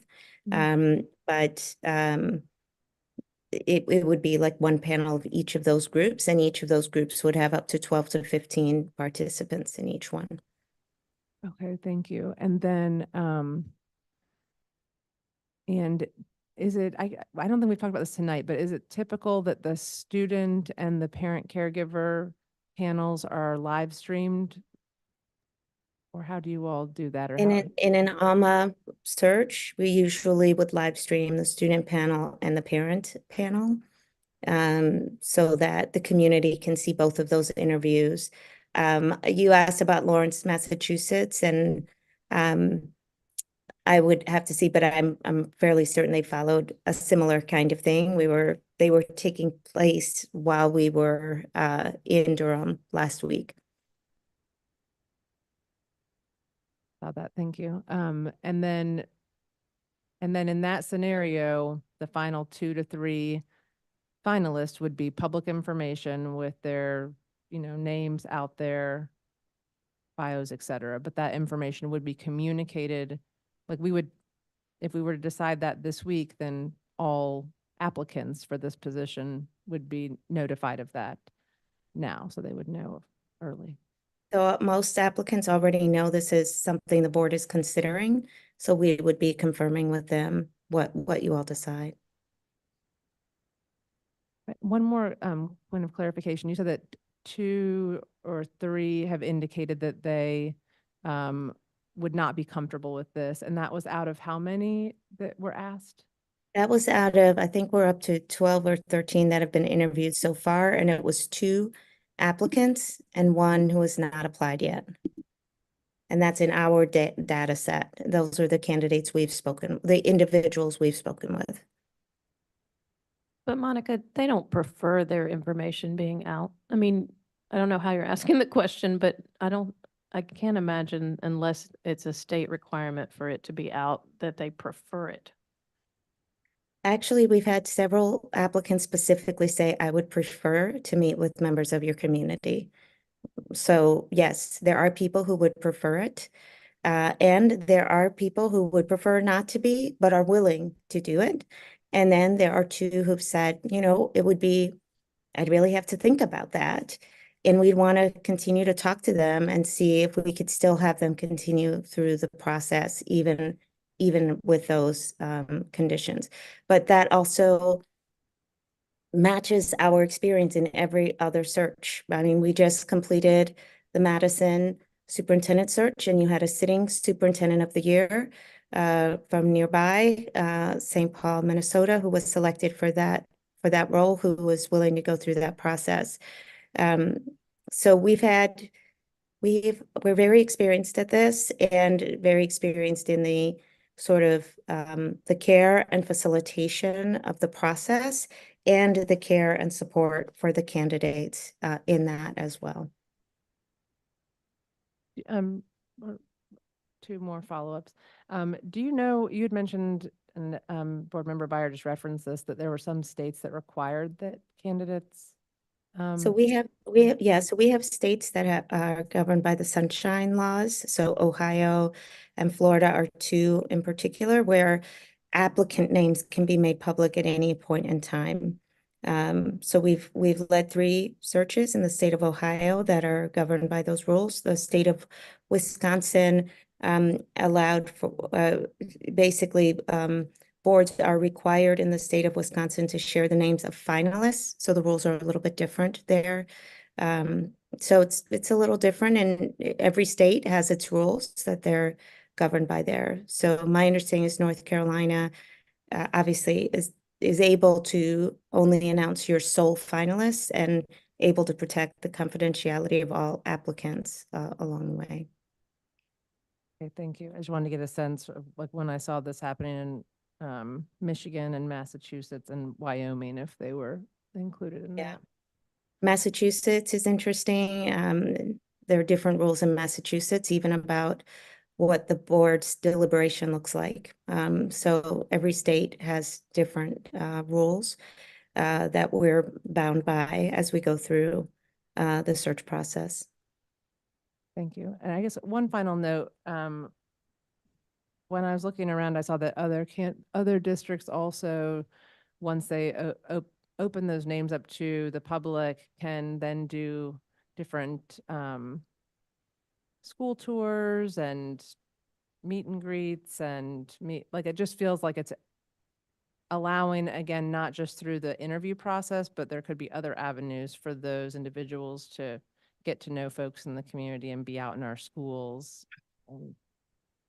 Yes, we just completed Dayton, Ohio, where our 3 finalists did engage in school tours that were determined by the board.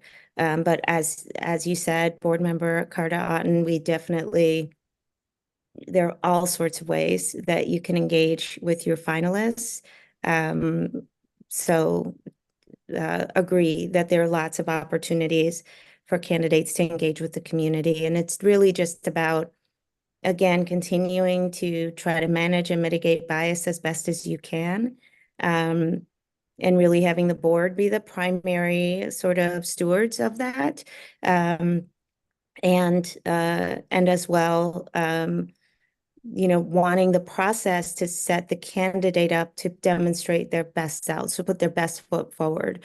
So we like structure to be part of it. So, there's not like a gotcha element of the process. It's very planful and aligned with the job profile that the board has established.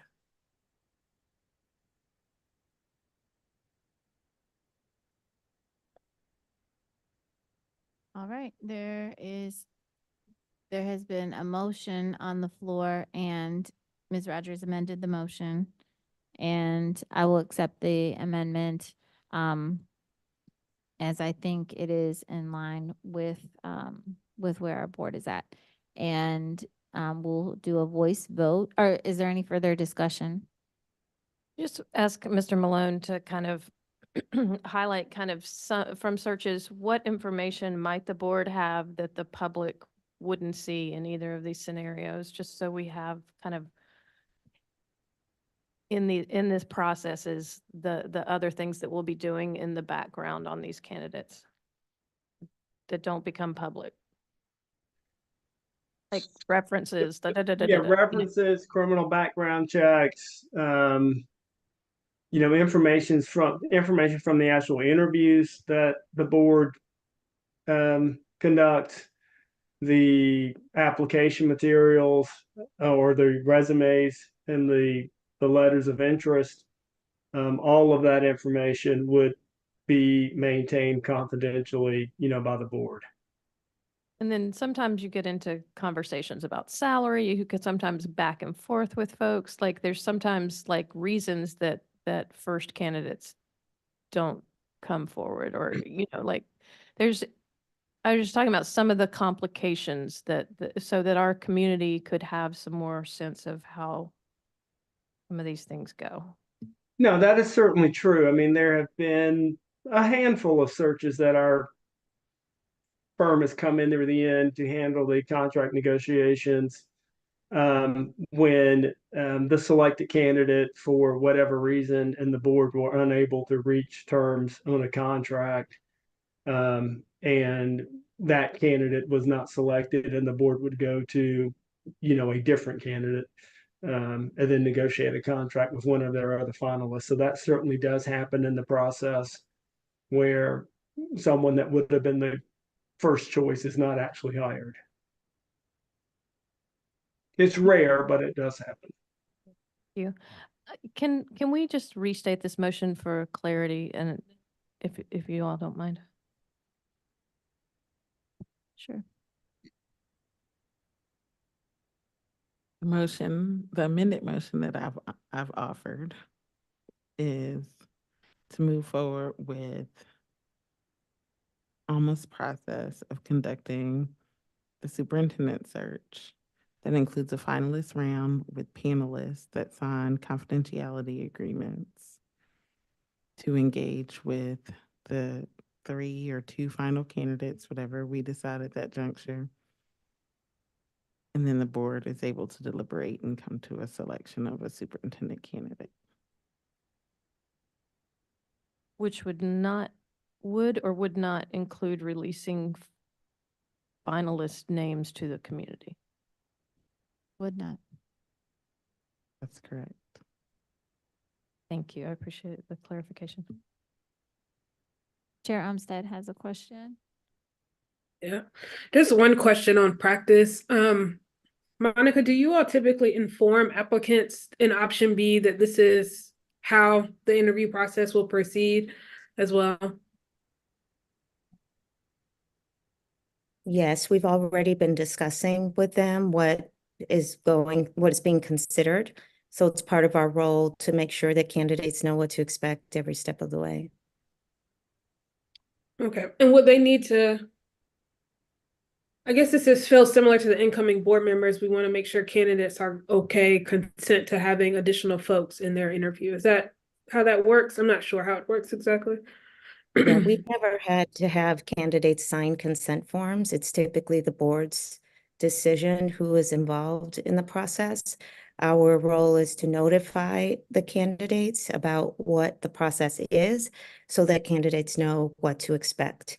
And we're in communication with our candidates every step of the way. So they know what's happening, they know what the timeline is, they know what the steps are that the board is considering. So there should be no surprises to the board.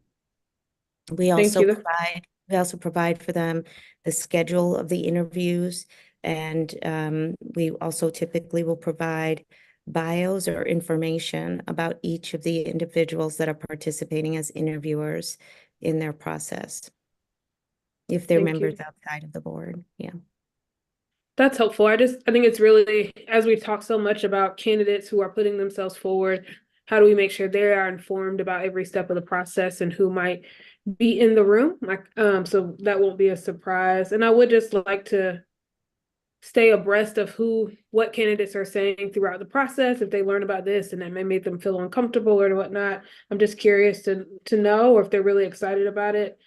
I think even I was just listening to our numbers of having 3 that weren't sure about the open finalist process. I hope those people feel really good about where we might land. I'm not sure pending where this vote might be. Because I just want to have as many applicants as possible in the process, and acknowledging many of the comments that my previous board members made around things can get tricky when people's names are out there in some of the context. So thank you for answering those questions. That was really helpful for me.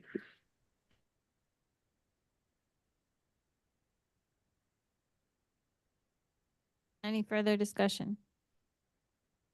All right, we'll do a voice vote, starting with Chair Umstead. This is Bettina Umstead. I vote aye. Ms. Valladares, Aye. Ms. Carter Atten, Aye. Lewis, Aye. Ms. Rogers, Aye. Ms. Byer, Aye. and I vote aye. It passes unanimously. Monica, thank you very much for leading us through this process, and I pass it back to you for maybe closing us out. Sure. Thank you for that. I appreciate the work that y'all are putting in to create a thoughtful process. For Alma, we are your partners and your advisors in this process. We bring a lot of experience and hope that is beneficial to you all as you're making your decision. We're also really happy and have offered to connect you with other leaders who have carried out similar processes. So want to extend that option again, especially for anybody who is feeling like this is a really unique or process. If it would be assuring to you to speak with others who've been through a similar process, we would really welcome the opportunity to connect you with those individuals. We don't know how your 2 or 3 candidates that are concerned, if they will feel more comforted. I think it is more comforting than a wide open process, but to Board Chair Umstead's comments, we have to check with them as well, let them know this is where things are, and see if they're comfortable with this kind of approach instead. So we'll be following up with the board along those lines. There are still some additional decisions that need to be made about this in terms of who would be on the panel and how those individuals would be selected. So I'll be looking to meet with the chair and vice chair as soon as possible to try to work through those details and to move forward as quickly as possible. With that, as always, I'm always available to the board for any questions. Happy to talk anytime as we continue down this path. Thank you very much for your work this evening. Thank you so much, and thank you for making yourself available and just answering all of our questions. So thanks, everyone. And with that, we are. Vice Chair, Vice Chair Chavez, I do have one question. Just Monica, timeline wise, can you let us know when the board will be making a decision around that first round or that second round of applicants, who we would be interviewing? And then, yeah, when does that come? When do we make that decision? And when could we expect to see applications and materials as well? Well, our current timeline is that we are expecting to see applicant materials the week of May 20th for the first time. So that's our current timeline right now. What was the initial part of your question? When the board would be making a decision around who's going to be in the first round of interviews? So Alma is presenting the candidates that are in you mean in your first round of interviews? Yeah, in our first round of interviews. So I know Our time- Alma does the very first round. Maybe I call it the second round then. When will the board be making the decision around who we talk to in the second round? So the timeline we've discussed is that Alma is presenting candidates the week of May 20th. Our request is that you interview all of the candidates that we recommend. The board has access to all applications, so if board members want to go through all of the applications, and if there's someone else that you want to add to the mix, we're comfortable doing that, but our request is that you interview all of the candidates that we recommend to move forward. And that's because I was wondering if we needed to schedule a meeting to review those applicants, but we can talk more offline around what the right way to do that is. So, Okay. Yeah. Okay. Thank you, everybody. Any other questions?